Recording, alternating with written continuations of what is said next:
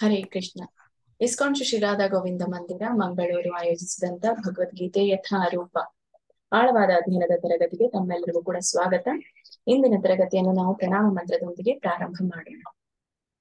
ಓಂ ನಮೋ ಭಗವತೆ ವಾಸುದೇವಾಯ. ಓಂ ನಮೋ ಭಗವತೆ ವಾಸುದೇವಾಯ. ಓಂ ನಮೋ ಭಗವತೆ ವಾಸುದೇವಾಯ. ಓಂ ಅಜ್ಞಾನತಿಮಿರಾಂಧಸ್ಯ ಜ್ಞಾನಾಂಜನಾಂ ಶಲಾಕಯಾ ಚಕ್ಷುರುನ್ಮಿಲಿತಂ ಯೇನ ತಸ್ಮೈ ಶ್ರೀ ಗುರುವೇ ನಮಃ.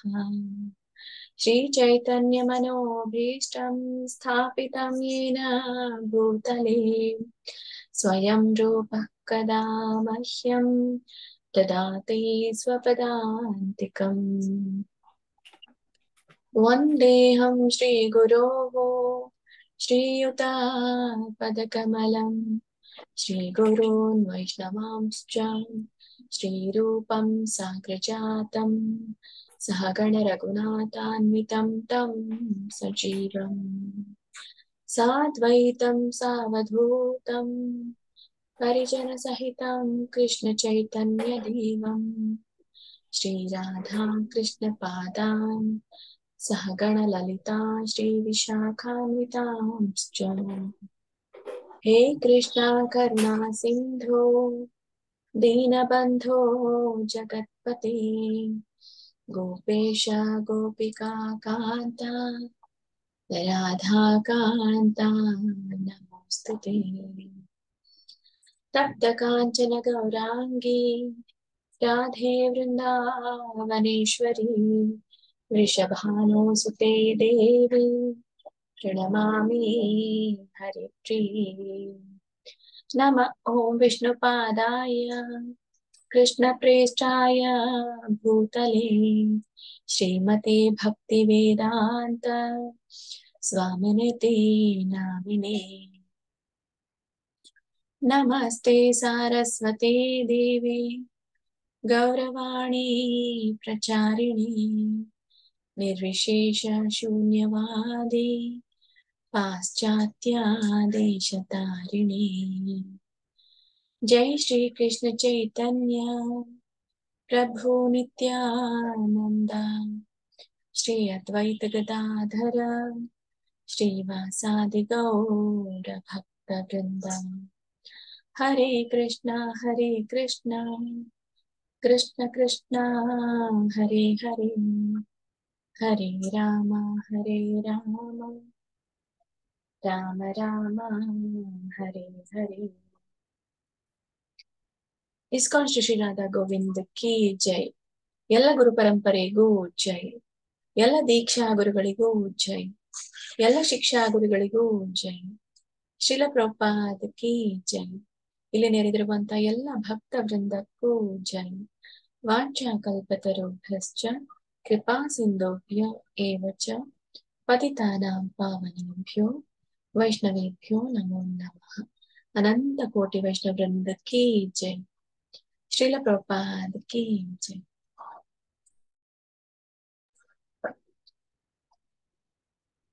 ಹರೇ ಕೃಷ್ಣ. ನಿನ್ನೆಯ ತರಗತಿಯಲ್ಲಿ ನಾವು ಈಗಾಗಲೇ 7ನೇ ಅಧ್ಯಾಯವನ್ನ ಸಾರಾಂಶವನ್ನ ನಾವು ತಿಳಿದುಕೊಂಡಿದ್ದೇವೆ. ಇವತ್ತಿಗೆ ನಾವು 8ನೇ ಅಧ್ಯಾಯವನ್ನ ಪ್ರಾರಂಭ ಮಾಡ್ಲಿಕ್ಕಿದ್ದೇವೆ. ನೋಡೋಣ, ನಮಗೆ ಸಮಯ ಸಹಕಾರ ಕೊಟ್ರೆ ಅಂತಂದ್ರೆ ನಮ್ದು ಏಕಾದಶಿಯ ಮಹಾತ್ಮೆ ಮುಗೀತು ಅಂತಂದ್ರೆ ನಾವು ಇವತ್ತಿಗೆ ಈ ಒಂದು 8ನೇ ಅಧ್ಯಾಯದ ಅವಲೋಕನವನ್ನ ಮಾಡೋಣ. ಹರೇ ಕೃಷ್ಣ. ಓಕೆ. ಸೊ 8ನೇ ಅಧ್ಯಾಯದ ಅವಲೋಕನವನ್ನ ನಾವು ಮಾಡೋಣ. ಇಲ್ಲ ಅಂತಂದ್ರೆ ನಾವು ಸೋಮವಾರದ ದಿನದಿಂದ ಪ್ರಾರಂಭ ಮಾಡೋಣ. ಯಾರಿಗೆಲ್ಲ ಇವತ್ತಿನ ಪರಮ ಏಕಾದಶಿಯ ಮಹಾತ್ಮೆಯನ್ನ ಓದ್ಲಿಕ್ಕೆ ಇಚ್ಛೆ ಇದೆಯೋ ಹ್ಯಾಂಡ್ ರೈಸ್ ಮಾಡಿ, ಸಮಯಕ್ಕೆ ಸರಿಯಾಗಿ ಅನ್ಮ್ಯೂಟ್ ಮಾಡಿಕೊಂಡು ಪ್ರಶಾಂತವಾದಂತಹ ಸ್ಥಳದಲ್ಲಿ ಓದಿ. ಮತ್ತೆ ಪ್ರತಿಯೊಬ್ಬರಿಗೂ ಕೂಡ ಅವಕಾಶ ಸಿಗಬೇಕಾಗಿರುವ ಕಾರಣ ಎಲ್ಲರೂ ಒಂದು 5 ಲೈನ್ ಓದಿ ಸಾಕು. ಹರೇ ಕೃಷ್ಣ. ಓಕೆ, ಎಲ್ರಿಗೂ ಸ್ಕ್ರೀನ್ ಕಾಣಿಸ್ತಾ ಇದೆ ಅಂತ ಅನ್ಕೊಳ್ತೇನೆ.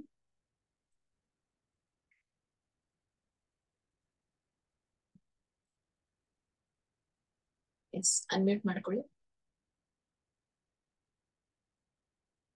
ಅಧಿಕ ಮಾಸ ವಿಶೇಷ ಫಲ ಬಂತು. ಒಂದೇ ನಿಮಿಷ ಬೇರೆ ದಿನ ಶೇರ್ ಮಾಡ್ತೀನಿ.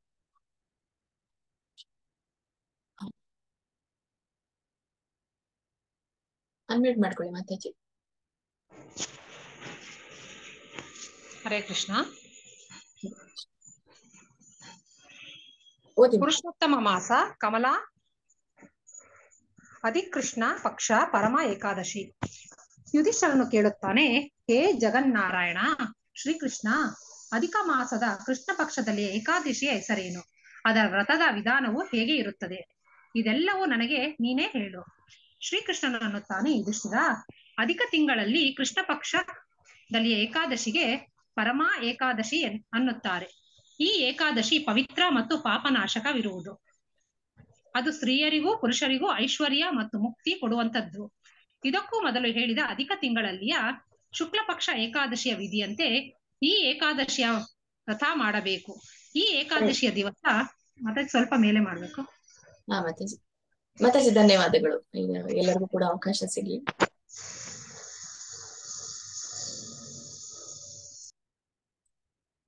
ಹರಿಣಿ ಮಾತಾಜಿ ಅನ್ಮ್ಯೂಟ್ ಮಾಡ್ಕೊಳ್ಳಿ. ಹರೇ ಕೃಷ್ಣ. ಈ ಏಕಾದಶಿಯ ದಿವಸ ನರೋತ್ತಮ ದೇವರ ಪೂಜೆ ಮಾಡಬೇಕು. ಈ ಏಕಾದಶಿಯ ನಿಮಿತ್ತ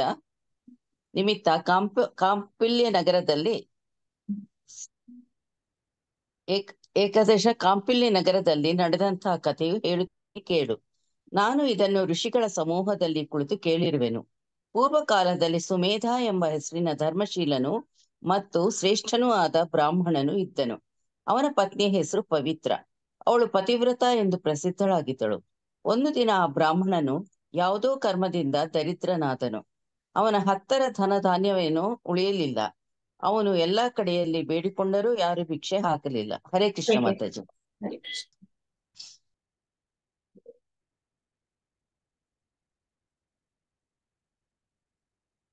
ಅನ್ಮ್ಯೂಟ್ ಮಾಡ್ಕೊಳ್ಳಿ. ಹರೇ ಕೃಷ್ಣ. ಹರೇ ಕೃಷ್ಣ ಮಾತಾಜಿ. ಹರೇ ಕೃಷ್ಣ. ಅವನಿಗೆ ಅನ್ನ ವಸ್ತ್ರಾಲಂಕಾರಗಳು ಯಾವುದೂ ಸಿಗುತ್ತಿರಲಿಲ್ಲ. ಅವನ ಪತ್ನಿ ಪವಿತ್ರ ಕೇವಲ ರೂಪ ಮತ್ತು ತಾರುಣ್ಯ ಈ ಗುಣಗಳಿಂದಲೇ ಪತಿಯ ಸೇವೆ ಮಾಡುತ್ತಿದ್ದಳು. ಅವಳು ತಾನು ಮನೆಯಲ್ಲಿ ಸ್ವತಃ ಉಪವಾಸವಿದ್ದು ಅತಿಥಿಗಳಿಗೆ ಭೋಜನ ಹಾಕುತ್ತಿದ್ದಳು. ವಿಶಾಲ ನೇತ್ರವುಳ್ಳ ಆ ಪತಿವ್ರತೆಯು ಉಪವಾಸವಿದ್ದರೂ ಅವಳ ಮುಖ ಕಮಲವು ಯಾವಾಗಲೂ ಬಾಡಿದಂತೆ ತನ್ನ ಪತಿಗೆ ತೋರಗೊಡುತ್ತಿರಲಿಲ್ಲ. ಮನೆಯಲ್ಲಿ ಯಾವುದು ಇಲ್ಲ ಎಂದು ಒಂದು ದಿನವೂ ಪತಿಯ ಮುಂದೆ ಹೇಳುತ್ತಿರಲಿಲ್ಲ. ತನ್ನ ಪತ್ನಿ ಈ ರೀತಿಯಾಗಿ ತನ್ನ ಹರೇ ಕೃಷ್ಣ ಮಾತಾಜಿ ಧನ್ಯವಾದಗಳು. ಹರೇ ಕೃಷ್ಣ. ಹೇಳಿ ಪ್ರಭುಜಿ. ತನ್ನ ಪತ್ನಿ ಈ ರೀತಿಯಾಗಿ ತನ್ನ ಪ್ರೀತಿಗೋಸ್ಕರ ನೋಡಿ, ಆ ಬ್ರಾಹ್ಮಣ ನನ್ನ ದುರ್ಭಾಗ್ಯಗೋಸ್ಕರ ನಿಂದೆ ಮೇಲೆ ಮಾತಾಡಿ ಕಾಣ್ತಾ ಇಲ್ಲ. ಇದು ಓದ್ಲಿಲ್ಲ ಪ್ರಭುಜಿ, ಕಟ್ ಆಯ್ತು. ಇನ್ನೊಮ್ಮೆ ಓದಿ ಅದನ್ನ. ಈ ರೀತಿ ತನ್ನ ಪತ್ನಿ ಈ ರೀತಿಯಾಗಿ ತನ್ನ ಪ್ರೀತಿಗೋಸ್ಕರ ತನ್ನ ದೇಹವನ್ನೇ ಸವಿಸುತ್ತಿರುವುದನ್ನು ನೋಡಿ ಆ ಬ್ರಾಹ್ಮಣನು ಮನಸ್ಸಿನಲ್ಲಿ ಖಿನ್ನನಾದನು. ನನ್ನ ದುರ್ಭಾಗ್ಯಗೋಸ್ಕರ ನಿಂದೆ ಮಾಡಿಕೊಳ್ಳುತ್ತಾ ಯಾವಾಗಲೂ ಪ್ರೀತಿಯಿಂದ ಮಾತಾಡುವ ತನ್ನ ಪತ್ನಿಗೆ ಅಂದನು, ಪ್ರಿಯೇ, ನಾನು ಬಹಳಷ್ಟು ಪ್ರಯತ್ನ ಮಾಡಿದೆನು, ಆದರೆ ನನಗೆ ಧನಪ್ರಾಪ್ತಿ ಆಗವಲ್ಲದು. ನಾನು ಬಹಳಷ್ಟು ಶ್ರೀಮಂತ ಮನೆಗೆ ಹೋಗಿ ಯೋಚಿಸಿದೆನು, ಆದರೆ ಅವರು ನನಗೆ ಧನ ಕೊಡುವುದಿಲ್ಲ. ಹೇ ಶುಭನೇ, ಇನ್ನು ನಾನು ಏನು ಮಾಡಲಿ? ಎಲ್ಲಿ ಹೋಗಲಿ? ದ್ರವ್ಯದ ಹೊರತಾಗಿ ಮನೆ ಹೇಗೆ ನಡೆಯುವುದು? ಇನ್ನು ನೀನು ನನಗೆ ಅಪ್ಪಣೆ ಕೊಡು, ನಾನು ಪರದೇಶಕ್ಕೆ ಹೋಗಿ ದ್ರವ್ಯ ಗಳಿಸಿಕೊಂಡು ಬರುವೆ. ಪ್ರಭುಜಿ ಧನ್ಯವಾದ. ಹರೇ ಕೃಷ್ಣ ಮಾತಾಜಿ. ಹರೇ ಕೃಷ್ಣ.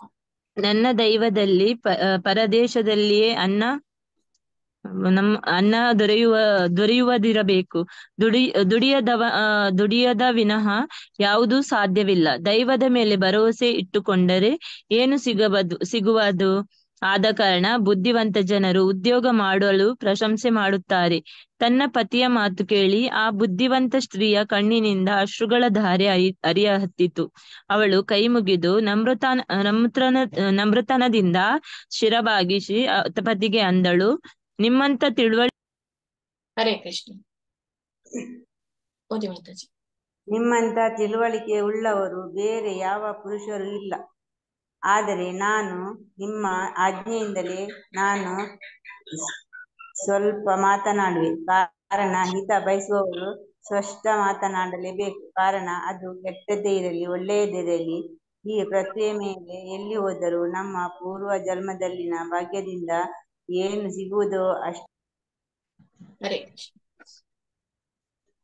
ಹರೇ ಕೃಷ್ಣ ಮಾತಾಜಿ. ನಮ್ಮ ಭಾಗ್ಯದಲ್ಲಿ ಇಲ್ಲದಿದ್ದರೆ ನಾವು ಸುವರ್ಣಮಯ ಮೇರು ಪರ್ವತದ ಮೇಲೆ ಹೋದರೂ ನಮಗೆ ಏನು ಸಿಗುವುದೋ ಅಷ್ಟೇ ನಮಗೆ ಸಿಗುವುದು.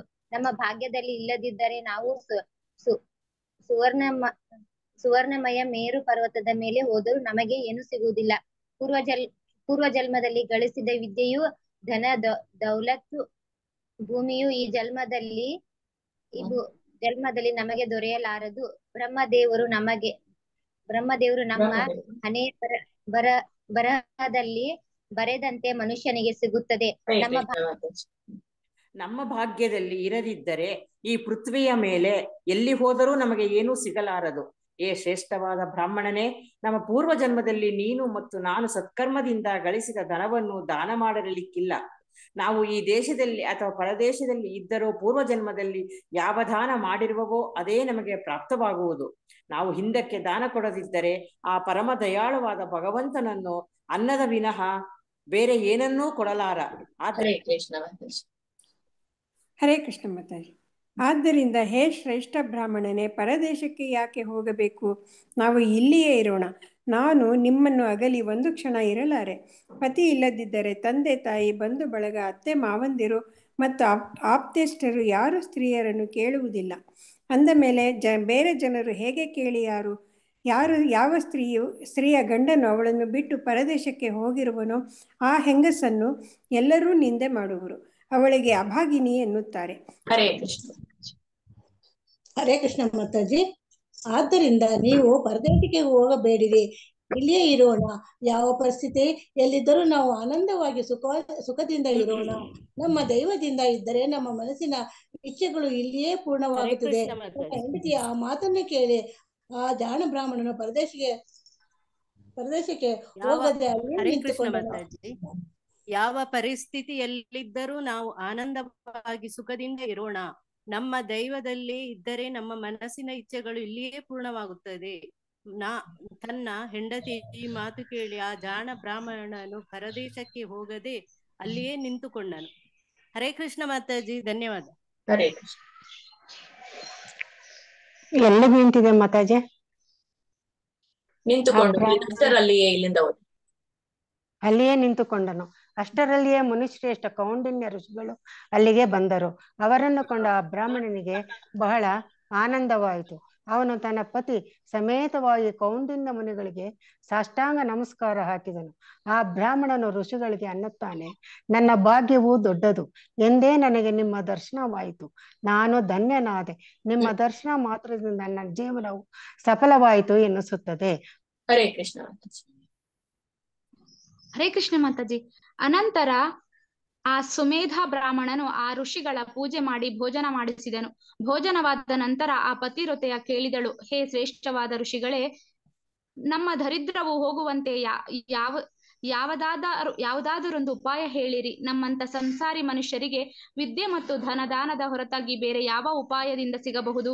ನನ್ನ ಪತಿಯೇ ನನ್ನನ್ನು ಇಲ್ಲಿಯೇ ಬಿಟ್ಟು ಪರದೇಶಕ್ಕೆ ಧನ ಗಳಿಸಲು ಹೊರಟಿದ್ದಾರೆ. ನಾನು ನನ್ನ ಪತಿಗೆ ಬೇಡಿಕೊಂಡೆ, ನಾವು ಏನು ಕೊಡದೆ ನಮಗೆ ಹೇಗೆ ಸಿಗಬೇಕು? ಹರೇ ಕೃಷ್ಣ ಮಾತಾಜಿ. ಹರೇ ಕೃಷ್ಣ. ಹೀಗೆ ಯುಕ್ತಿಯಿಂದ ಮಾತಾಡಿ ಅವರನ್ನು ಇಲ್ಲಿಯೇ ಇರುವಂತೆ, ಮತ್ತೆ ಅದು ಪ್ರಿಂಟ್ ಇಲ್ಲ, ಇಲ್ಲಿಯೇ ಇರುವಂತೆ ಮಾಡಿದ ಇಲ್ಲ, ಇಲ್ಲಿಯೇ ಇರುವಂತೆ ಮಾಡಿದೆ. ಹೇ ಮುನಿಶ್ರೇಷ್ಠ, ನನ್ನ ಭಾಗ್ಯದಿಂದಲೇ ನೀವು ನಮ್ಮಲ್ಲಿಗೆ ಬರುತ್ತೀರಿ. ಹೇ ಮುನಿಶ್ರೇಷ್ಠ, ನನ್ನ ಭಾಗ್ಯದಿಂದಲೇ ನೀವು ನಮ್ಮಲ್ಲಿಗೆ ಬರುತ್ತಿರುವಿರಿ. ನಿಮ್ಮ ಕೃಪೆಯಿಂದ ನಮ್ಮ ದಾರಿದ್ರ್ಯವು ಖಚಿತವಾಗಿ ನಾಶವಾಗುವುದು. ಹೇ ಕೃಪಾಸಾಗರನಾದ ಋಷಿಗಳೇ, ನಮ್ಮ ದಾರಿದ್ರ್ಯವು ನಾಶವಾಗುವಂತ ವ್ರತ, ತೀರ್ಥ ಇಲ್ಲವೇ ತಪ್ಪ ಯಾವುದಾದರೂ ಒಂದು ವ್ರತವಿದ್ದರೆ ನನಗೆ ಹೇಳಿರಿ.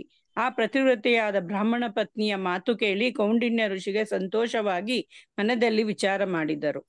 ಹರೇ ಕೃಷ್ಣ. ಮತ್ತು ಎಲ್ಲ ಪಾಪ ಪರಿಹಾರವಾಗುವಂತಹ ಮತ್ತು ದುಃಖ ದಾರಿದ್ರ್ಯವು ನಾಶವಾಗುವಂತಹ ಉತ್ತಮವಾದ ವ್ರತವನ್ನು ಅವಳಿಗೆ ಹೇಳಿದರು.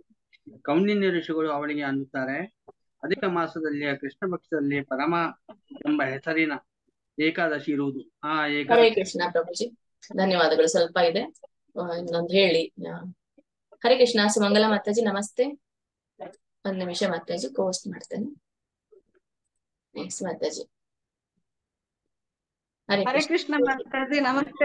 ಸ್ವಲ್ಪ ಲೇಟ್ ಆಯ್ತು ನಂಗೆ, ಇರ್ಲಿ ವಾಶ್ರೂಮ್ ಮಾತಾಜಿ, ಹೋಗಿದ್ದೆ. ಗೊತ್ತಾಯ್ತು. ಸಾರಿ ಮಾತಾಜಿ. ಇಟ್ಸ್ ಓಕೆ ಹೇಳಿ ಲತಾ ಮಾತಾಜಿ. ಕೌಂಡಿನ್ಯ ಋಷಿಗಳಿಗೆ ಅವಳಿಗೆ ಅನ್ನುತ್ತಾರೆ, ಅಧಿಕ ಮಾಸದಲ್ಲಿ ಕೃಷ್ಣ ಪಕ್ಷದಲ್ಲಿ ಪರಮ ಎಂಬ ಹೆಸರಿನ ಏಕಾದಶಿ ಇರುವುದು. ಆ ಏಕಾದಶಿಯ ದಿನ ಉಪವಾಸನ ಮಾಡಿ ರಾತ್ರಿ ವಿಧಿಪೂರ್ವಕ ಜಾಗರಣೆ ಮಾಡಿ ಭಕ್ತಿ ಭಾವನೆಯಿಂದ ದೇವರನ್ನು ಭಜಿಸಬೇಕು. ಹರೇ ಕೃಷ್ಣ ಮಾತಾಜಿ. ಹರೇ ಕೃಷ್ಣ. ಧನ್ಯವಾದಗಳು ಮಾತಾಜಿ. ಓದಿಸ್ಲಾ ಮಾತಾಜಿ? ಹರೇ ಕೃಷ್ಣ. ಹಾ ಮಾತಾಜಿ, ಇನ್ನ ಸ್ವಲ್ಪ ಇದೆ ಮಾತಾಜಿ. ನೀವಷ್ಟು ಓದಿ, ಲಕ್ಷ್ಮೀ ಪ್ರಿಯ ಮಾತಾಜಿ ಅಷ್ಟು ಓದಿ. ಲಕ್ಷ್ಮೀ ಪ್ರಿಯ ಮಾತಾಜಿ ನೀವು ಓದಿ, ಕೊನೆಯದಾಗಿ ಅಂಶಮಾನ್ ಮಾತಾಜಿ ಬರ್ತಾರೆ. ಓದ್ತೀನಿ. ಮೇಲೆ ಮಾಡಿ ಮಾತಾಜಿ ಒಂಚೂರು. ಇಲ್ಲ, ಇನ್ನ ಇದೆ. ಹಾ, ನಾನು ಮುಗಿತು ಅನ್ಕೊಂಡೆ, ಕ್ಷಮಿಸಿ. ಆಯ್ತು. ಎಲ್ಲರಿಗೂ ನಾನು ಬೇಗ ನೋಡ್ಲಿಲ್ಲ, ಕ್ಷಮಿಸಿ. ಸ್ವಲ್ಪ ಜನರಿಗೆ ನಾನು ಬೇಗ ಪರವಾಗಿಲ್ಲ. ಸ್ವಲ್ಪ ಇದ್ ಮೇಲೆ ಮಾಡಿ ಮಾತಾಜಿ. ಹಾ ಎಸ್. ಏಕಾದಶ್ಯಾಂ ನಿರಾಹಾರಃ ಸ್ಥಿತವು ಸ್ವಲ್ಪ ಸ್ಥಿತವು ಹಮ ಪರೇರಣಿ ಭೋಕ್ಷಯಾಮಿ ಪುಂಡರೀಕಾಕ್ಷ ಶರಣಂ ಮೇ ಭವಾಚ್ಯುತ ಅಜ್ಞಾನತಿಮಿರಾಂಧಸ್ಯ ವ್ರತನಾನೇನ ಕೇಶವ ಪ್ರಸೀದ ಸುಮುಖೋ ಭೂತ್ವಾ ಜ್ಞಾನ ದೃಷ್ಟಿಪ್ರದೋ ಭವ. ಪುಂಡರೀಕಾಕ್ಷನೇ, ಕೇಶವನೇ, ನನ್ನ ಅಜ್ಞಾನ ನಾಶಗೊಳಿಸಿ ಜ್ಞಾನ ದೃಷ್ಟಿಯನ್ನು ಕೊಡು ಎಂದು ದೇವಾದಿದೇವ ಭಗವಾನ್ ಚಕ್ರಧಾರಿಗೆ ನಿವೇದನೆ ಮಾಡಬೇಕು. ಹರೇ ಕೃಷ್ಣ ಮಾತಾಜಿ, ಧನ್ಯವಾದಗಳು. ಸುಮಂಗಲ ಮಾತಾಜಿ. ಹರೇ ಕೃಷ್ಣ ಮಾತಾಜಿ. ಓದಿ ಮಾತಾಜಿ. ಜ್ಞಾನದ ದೃಷ್ಟಿಯನ್ನು ಕೊಡು ಎಂದು ದೇವಾದಿದೇವ ಭಗವಾನ್ ಚಕ್ರಧಾರಿಗೆ ನಿವೇದನ ಮಾಡಬೇಕು. ಅಂದರೆ ವ್ರತ ಮಾಡುವವನಿಗೆ ಐಶ್ವರ್ಯ ಪ್ರಾಪ್ತಿ ಆಗುತ್ತದೆ ಮತ್ತು ಧಾನ್ಯಾದಿಗಳಿಂದ ಸಮೃದ್ಧನಾಗುತ್ತಾನೆ. ಕುಬೇರನು ಈ ವ್ರತವನ್ನು ಮಾಡಿದನು. ಆದ್ದರಿಂದ ಶಂಕರನು ಪ್ರಸನ್ನನಾಗಿ ಅವನಿಗೆ ಧನದ ಆಧಿಪತ್ಯವನ್ನು ಕೊಟ್ಟನು. ಅದರಂತೆ ಪೂರ್ವ ಕಾಲದಲ್ಲಿ ರಾಜ ಹರಿಶ್ಚಂದ್ರನಿದ್ದನು. ಪತ್ನಿಯ ಮತ್ತು ಪುತ್ರನನ್ನು ಮಾರಿದ ಮೇಲೆ ಅವನು ಈ ಪರಮ ಏಕಾದಶಿಯ ವ್ರತವನ್ನು ಮಾಡಿದನು. ಅದರಿಂದಲೇ ಅವನಿಗೆ ತನ್ನ ಪ್ರೀತಿಯ ಪತ್ನಿಯನ್ನು ಮತ್ತು ಪುತ್ರನು ಮರಳಿ ಸಿಕ್ಕರು ಮತ್ತು ನಿಷ್ಕಪಟ ರಾಜ್ಯವು ದೊರೆಯಿತು. ಆದ್ದರಿಂದ ನಿಷ್ಕಷ್ಟ ರಾಜ್ಯವು ದೊರೆಯಿತು. ಆದ್ದರಿಂದ ಹೇ ಶುಭಾಂಗಿಯೇ, ಪವಿತ್ರನಾದವಾದ ಪರಮ ಏಕಾದಶಿಯ ಕಲ್ಯಾಣಕಾರಿಯಾದ ವ್ರತವನ್ನು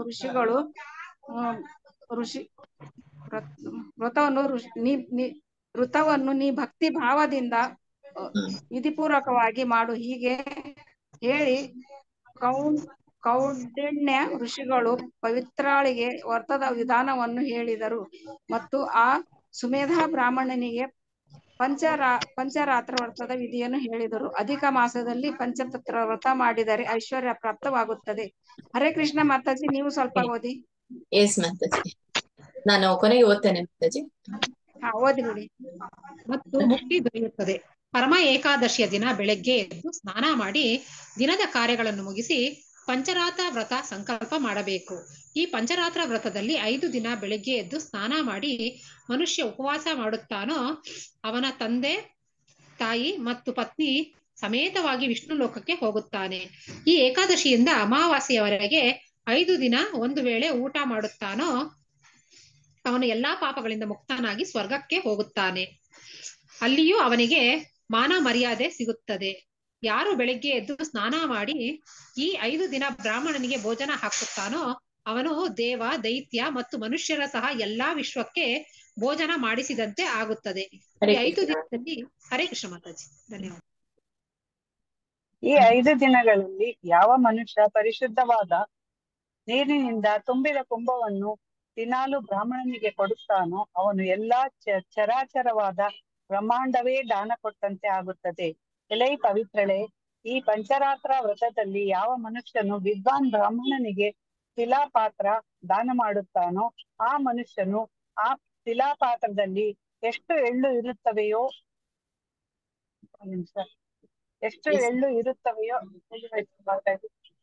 ಎಷ್ಟು ಎಳ್ಳು ಇರುತ್ತವೆ ಅಷ್ಟು ವರ್ಷ ಸ್ವರ್ಗಲೋಕದಲ್ಲಿ ಇರುತ್ತಾನೆ. ಯಾವ ಮನುಷ್ಯನು ಈ 5 ದಿವಸ ಸ್ನಾನ ಮಾಡಿ ಮೊಸರು ತುಂಬಿದ ಪಾತ್ರೆಯನ್ನು ದಿನಾಲೂ ದಾನ ಕೊಡುತ್ತಾನೋ ಅವನಿಗೆ ಈ ಪೃಥ್ವಿಯ ಮೇಲೆ ಐಶ್ವರ್ಯ ಪ್ರಾಪ್ತಿಯಾಗುತ್ತದೆ ಮತ್ತು ಸೂರ್ಯಲೋಕದಲ್ಲಿಯೂ ಅವನ ಮಹಿಮೆ ಕೊಂಡಾಡುತ್ತಾರೆ. ಯಾವ ಮನುಷ್ಯನು ಈ 5 ದಿವಸದಲ್ಲಿ ಬ್ರಹ್ಮಚರ್ಯವನ್ನು ಪಾಲಿಸುತ್ತಾನೋ ಅವನು ಆನಂದದಿಂದ ಸ್ವರ್ಗಲೋಕದಲ್ಲಿಯೇ ಅಪ್ಸರೆಯ ಸಹಿತ ಎಲ್ಲಾ ಸುಖೋಪಭೋಗಗಳನ್ನು ಅನುಭವಿಸುತ್ತಾನೆ. ಕೌಂಡಿನ್ಯ ಋಷಿಗಳು ಹರೇ ಕೃಷ್ಣ ಮಾತಾಜಿ, ಧನ್ಯವಾದಗಳು. ಹರೇ ಕೃಷ್ಣ, ಧನ್ಯವಾದಗಳು ಮಾತಾಜಿ. ಇನ್ನ ಇದೆ, ಓದ್ಲಾರ್ದರು ಓದ್ಸ್ಲಾ ಮಾತಾಜಿ? ಹಾ, ಯಾರು ಹ್ಯಾಂಡ್ ರೈಸ್ ಮಾಡಿಲ್ಲ. ಯಾರು ಆಗಲೇ ಸ್ವಲ್ಪ ಸಿಕ್ಕಿತ್ತು ಅವರು ಹ್ಯಾಂಡ್ ರೈಸ್ ಮಾಡಿ. ನಾನು ಎಂಡಿಗೆ ಸ್ವಲ್ಪ ಬೇಗ ನಿಮ್ಗೆ. ಕಸ್ತೂರಿ ಮಾತಾಜಿ, ಹರೇ ಕೃಷ್ಣ. ಹರೇ ಕೃಷ್ಣ ಮಾತಾಜಿ. ಓದಿ ಮಾತಾಜಿ. ಎಲ್ಲಿಂದ? ಲೋಕದಲ್ಲಿ ಅವನ ಮಹಿಮೆಯನ್ನ? ಇಲ್ಲ, ಕೌಂಡಿನ್ಯ ಋಷಿಗಳು ಮುಂದೆ ಅನ್ನುತ್ತಾರೆ. ಕೌಂಡಿನ್ಯ ಋಷಿಗಳು ಹೇಳಿದಂತೆ, ಪವಿತ್ರಳು ನನ್ನ ಪತಿಯ ಸಂಕಟ ಸ್ನಾನ. ಕೌಂಡಿನ್ಯ ಋಷಿಗಳು ಮುಂದೆ ಅನ್ನುತ್ತಾರೆ, ಎಲೈ ಪವಿತ್ರೆ, ನೀನು ಪ್ರತಿ ಸಹ ಈ ಪಂಚರಾತ್ರ ವ್ರತ ವಿಧಿಪೂರ್ವಕ ಮಾಡು. ಅಂದರೆ ನಿನಗೆ ಧನಧಾನ್ಯಗಳು ಸಹ ಐಶ್ವರ್ಯ ಸಿಗುತ್ತದೆ ಮತ್ತು ಕೊನೆಗೆ ಪ್ರತಿ ಸಂಕಟ ಸ್ವರ್ಗಲೋಕಕ್ಕೆ ಹೋಗುವಿ. ಕಾಂಡಿನ್ಯ ಋಷಿಗಳು ಪವಿತ್ರಳು ನನ್ನ ಪತಿಯ ಸಂಕಟ ಸ್ನಾನ ಮಾಡಿ ಭಕ್ತಿ ಭಾವದಿಂದ ಪೂರ್ವಕ ಅಧಿಕ ಮಾಸದಲ್ಲಿ ಏಕಾದಶಿಯ ವ್ರತ ಮತ್ತು ಪಂಚರಾತ್ರ ವ್ರತ ಮಾಡಿದಳು. ಈ ವ್ರತ ಪೂರ್ಣವಾಗುತ್ತಲೇ ಶ್ರೀ ಮಹಾಲಕ್ಷ್ಮಿಯು ಬಂದು ಬ್ರಾಹ್ಮಣನಿಗೆ, ಹೇ ಬ್ರಾಹ್ಮಣೋತ್ತಮನೇ, ದಂಪತಿಗಳಿಬ್ಬರು ನೀತಿಯುಕ್ತ ಈ ಏಕಾದಶಿ. ಹರೇ ಕೃಷ್ಣ. ಹರೇ ಕೃಷ್ಣ. ರಾಜೇಶ್ವರಿ ಮಾತಾಜಿ, ಹರೇ ಕೃಷ್ಣ. ಹರೇ ಕೃಷ್ಣ ಮಾತಾಜಿ. ಮಹಾಲಕ್ಷ್ಮಿ ವರ ಇಲ್ಲಿಂದ ಮಾತಾಜಿ? ಆದ್ದರಿಂದ ಇದೆ ನೋಡಿ ಮಾತಾಜಿ, ಫಸ್ಟ್ ಸ್ಟಾರ್ಟಿಂಗ್. ಆದ್ದರಿಂದ ನಾನು ತುಂಬಾ ಪ್ರಸನ್ನಳಾಗಿ ನಾನು ತುಂಬಾ ಪ್ರಸನ್ನಳಾಗಿರುವನೆ. ಇನ್ನು ನಿಮ್ಮ ದರಿದ್ರವು ನಾಶವಾಗಿವಾಯಿತು. ನೀವು ಸುಖ ಸಂಪತ್ತನ್ನು ಹೊಂದಿ ಆನಂದದಿಂದ ಇರಿ. ಹೀಗೆ ವರವನ್ನಿತ್ತಾಳು ಮಹಾಲಕ್ಷ್ಮಿ. ವರ ಪ್ರಸಾದದಿಂದ ರಾಜಪುತ್ರನು ರಾಜ ಒಡೆಯಿಂದ ಹೊರಗೆ ಬಂದು ತನ್ನ ಕಡೆಗೆ ಬರುತ್ತಿರುತ್ತಾನೆ. ಹೀಗೆ ಕಂಡರು. ಆ ದಂಪತಿಗಳು ಭಾಗ್ಯದಿಂದಲೇ ರಾಜಪುತ್ರನಿಗೆ ಪ್ರೇರಣೆ ಆಯಿತು. ರಾಜಕುಮಾರರು ಆ ದಂಪತಿಗಳಿಗೆ ಸಂಸಾರಕ್ಕೆ ಬೇಕಾಗುವ ಎಲ್ಲಾ ಸಾಹಿತ್ಯ. ಹರೇ ಕೃಷ್ಣ ಮಾತಾಜಿ, ಧನ್ಯವಾದಗಳು. ಮಾತಾಜಿ. ಪರಮೇಶ್ವರ್ ಪ್ರಭುಜಿ, ಹರೇ ಕೃಷ್ಣ. ರಹಿತವಾಗಿ ತುಂಬಿದ ರಾಜವಾಡೆಯನ್ನೇ ಕೊಟ್ಟನು ಮತ್ತು ಸಂಸಾರದ ಖರ್ಚಿಗಾಗಿ ಒಂದು ಊರು ಇನಾಮು ಕೊಟ್ಟನು ಮತ್ತು ಅವರನ್ನು ವಿಧಿಪೂರ್ವಕವಾಗಿ ವಾಸಿಸುವಂತೆ ಮಾಡಿದನು. ಆ ಬ್ರಾಹ್ಮಣನ ತಪಶ್ಚರ್ಯದಿಂದ ರಾಜನು ಸಂತುಷ್ಟನಾದನು ಮತ್ತು ಅವನ ಸ್ತುತಿಸಿದನು ಮತ್ತು ತನ್ನ ಅರಮನೆಗೆ ಮರಳಿ ಬಂದನು. ಅಧಿಕ ತಿಂಗಳಲ್ಲಿಯ ಕೃಷ್ಣ ಪಕ್ಷದಲ್ಲಿಯ ಪರಮ ಅಥವಾ ಪರ ಎಂಬ ಹೆಸರಿನ ಏಕಾದಶಿ ದಿನ ಭಕ್ತಿಭಾವದಿಂದ ಉಪೋಷಣ ಮಾಡಿ ಪಂಚರಾತ್ರ ವ್ರತ ಮಾಡಿದ್ದರಿಂದ ಸುಮೇಧ ಬ್ರಾಹ್ಮಣನು ಎಲ್ಲಾ ಪಾಪಗಳಿಂದ ಮುಕ್ತನಾಗಿ ಅವನಿಗೆ ಎಲ್ಲಾ ಸುಖ ಐಶ್ವರ್ಯ ಸಿಕ್ಕಿತು.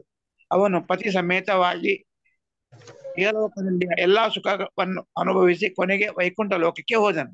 ಶ್ರೀಕೃಷ್ಣನು ಅನ್ನುತ್ತಾನೆ, ಧರ್ಮರಾಜ, ಅಧಿಕ ತಿಂಗಳಲ್ಲಿಯ ಕೃಷ್ಣ ಪಕ್ಷದಲ್ಲಿಯ ಏಕಾದಶಿಯಿಂದ ಮತ್ತು ಈ ಪಂಚರಾತ್ರ ವ್ರತ ಉಪೋಷಣದಿಂದ ಮಾಡುವ ಪುಣ್ಯವು ಎಷ್ಟು ಇರುವುದು, ಅದರ ವರ್ಣನೆ ಮಾಡಲು ನಾನು ಅಸಮರ್ಥನಿರುವೆನು.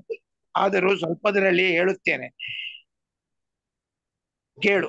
ಪರಮ ಏಕಾದಶಿ ವ್ರತ ಮಾಡುವುದರಿಂದ ಪುಷ್ಕರಾದಿ ಎಲ್ಲ ಉತ್ತಮ ಪ್ರಭುಜಿ, ಹರೇ ಕೃಷ್ಣ. ಧನ್ಯವಾದ. ಪಲ್ಲವಿ ಮಾತಾಜಿ, ಹರೇ ಕೃಷ್ಣ. ಓದ್ತೀರಾ? ಹರೇ ಕೃಷ್ಣ. ಪಿಲ್ಲರ್ ರೆಡ್ಡಿ ಪ್ರಭುಜಿ. ಹರೇ ಕೃಷ್ಣ ಮಾತಾಜಿ. ಹರೇ ಕೃಷ್ಣ ಮಾತಾಜಿ. ಅವ್ರದ್ದಾದ್ಮೇಲೆ ನೀವು ಓದಿ ಮಾತಾಜಿ. ಸ್ನಾನ ಮಾಡಿದ ಪುಣ್ಯ ಲಭಿಸುತ್ತದೆ ಮತ್ತು ಗಂಗಾ, ಯಮುನಾ, ಸರಸ್ವತಿ ನದಿಗಳ ಸ್ನಾನ ಮಾಡಿ ಗೋದಾನ ಮಾಡಿದ ಪುಣ್ಯ ಸಿಗುತ್ತದೆ. ಹೊರತಾಗಿ ಗಯೆ ಆಗಲಿ ಗಮೆಯಾಗಲಿ ಶ್ರಾದ್ದ ಮಾಡಿ ಪಿತರುಗಳಿಗೆ ಸಂತುಷ್ಟ ಮಾಡಿದ ಪುಣ್ಯ ಈ ಏಕಾದಶಿ ವ್ರತ ಮಾಡುವುದರಿಂದ ಸಿಗುತ್ತದೆ. ವ್ರತ ಕಂಡ ಪ್ರಕರಣದಲ್ಲಿ ಹೇಳಿರುವ ಎಲ್ಲಾ ವ್ರತ ಮಾಡುವುದರಿಂದ ಪುಣ್ಯವು ಅವನಿಗೆ ಲಭಿಸುತ್ತದೆ. ಮನುಷ್ಯನಲ್ಲಿ ಹೇಗೆ ಬ್ರಾಹ್ಮಣನು ಶ್ರೇಷ್ಠನೋ ಹಾಗೆ ದನಗಳಲ್ಲಿ ಆಕಳವು ಶ್ರೇಷ್ಠ. ಆದ್ದರಿಂದ ಎಲ್ಲಾ ತಿಂಗಳಲ್ಲಿ ಅಧಿಕ ಮಾಸವು ಶ್ರೇಷ್ಠ. ಎಲ್ಲಾ ದೇವರುಗಳಲ್ಲಿ ಇಂದ್ರನು ಶ್ರೇಷ್ಠನು. ಅದರಲ್ಲಿ ಅಧಿಕ ತಿಂಗಳಲ್ಲಿಯ ಕೊನೆಯ ದಿವಸ ಕೊನೆ 5 ದಿನ ಪಾತಕಗಳನ್ನು ನಾಶ ಮಾಡುವಂತಹದಿರಬಹುದು. ಈ ಪಂಚರಾತ್ರಿಯಲ್ಲಿರುವ ಪ್ರಭುಜಿ ಧನ್ಯವಾದಗಳು. ಧನ್ಯವಾದ ಮಾತಾಜಿ. ಹರೇ ಕೃಷ್ಣ. ಯಾರು ಮಾತಾಜಿ ಹೇಳಿದ್ನಲ್ಲ, ಪಲ್ಲವಿ ಮಾತಾಜಿ ಒಂದ್ ಸ್ವಲ್ಪ ಓದಿ. ಹರೇ ಕೃಷ್ಣ ಮಾತಾಜಿ. ಹರೇ ಕೃಷ್ಣ ಮಾತಾಜಿ. ಓಕೆ ಮಾತಾಜಿ. ಮೇಡಮ್ ಆ ಕಡೆ ಈ ಪಂಚರಾತ್ರಿ ಹರೇ ಕೃಷ್ಣ. ಮನುಷ್ಯರು ಪಂಚರಾತ್ರಿಯಲ್ಲಿ ಹರೇ ಕೃಷ್ಣ ಮಾತಾಜಿ. ನಾಶ ಮಾಡುವಂತಹದ್ದು ಅದರ ಮುಂದ್ಗಡೆ ಪಂಚರಾತ್ರಿ. ಜ್ಞಾನಿಯು ಜಾಣ ಮನುಷ್ಯ, ಜ್ಞಾನಿಯು ಮತ್ತು ಜಾಣ ಮನುಷ್ಯ ಅಲ್ಲ, ಈ ಪಂಚರಾತ್ರಿಯಲ್ಲಿಯ ಪರಮ ಏಕಾದಶಿ. ಪಂಚರಾತ್ರಿಯಲ್ಲಿಯ ಪರಮ ಏಕಾದಶಿ ಮತ್ತು ಶುಕ್ಲ ಪಕ್ಷ ಪದ್ಮಿನಿ ಏಕಾದಶಿ ಎಲ್ಲ ಪಾಪಗಳ ನಾಶ ಮಾಡುವಂತದ್ದು ಇರುವುದು. ಜ್ಞಾನಿಯು ಮತ್ತು ಜಾಣ ಮನುಷ್ಯನು ಇದರಲ್ಲಿಯ ಒಂದು ಏಕಾದಶಿಯನ್ನಾದರೂ ಅವಶ್ಯ ಮಾಡಬೇಕು. ಸ್ವಲ್ಪ ಮೇಲ್ ಸ್ಕ್ರೋಲ್ ಮಾಡಿ. ಮನುಷ್ಯರ ಜನ್ಮವು ದೊರೆತಾಗಲೂ ಯಾವನು ಅಧಿಕ ಮಾಸದಲ್ಲಿ ಪ್ರತಃ ಸ್ನಾನ ಮಾಡುವುದಿಲ್ಲವೋ ಮತ್ತು ಏಕಾದಶಿಯ ಉಪವಾಸ ಮಾಡುವುದಿಲ್ಲವೋ ಅವನು ಆತ್ಮಘಾತಕ ಮಾಡಿಕೊಂಡಂತೆ ಆಗುವುದು. ಹರೇ ಕೃಷ್ಣ ಮಾತಾಜಿ. ಧನ್ಯವಾದಗಳು. ಧನ್ಯವಾದ ಮಾತಾಜಿ. ಹರೇ ಕೃಷ್ಣ ಓದ್ತೀರಾ? ನಮಿತಾ ಮಾತಾಜಿ. ಹೌದು ಮಾತಾಜಿ. ಮುಗಿಲಿಕ್ಕೆ ಬಂದಿದ್ಯಾ?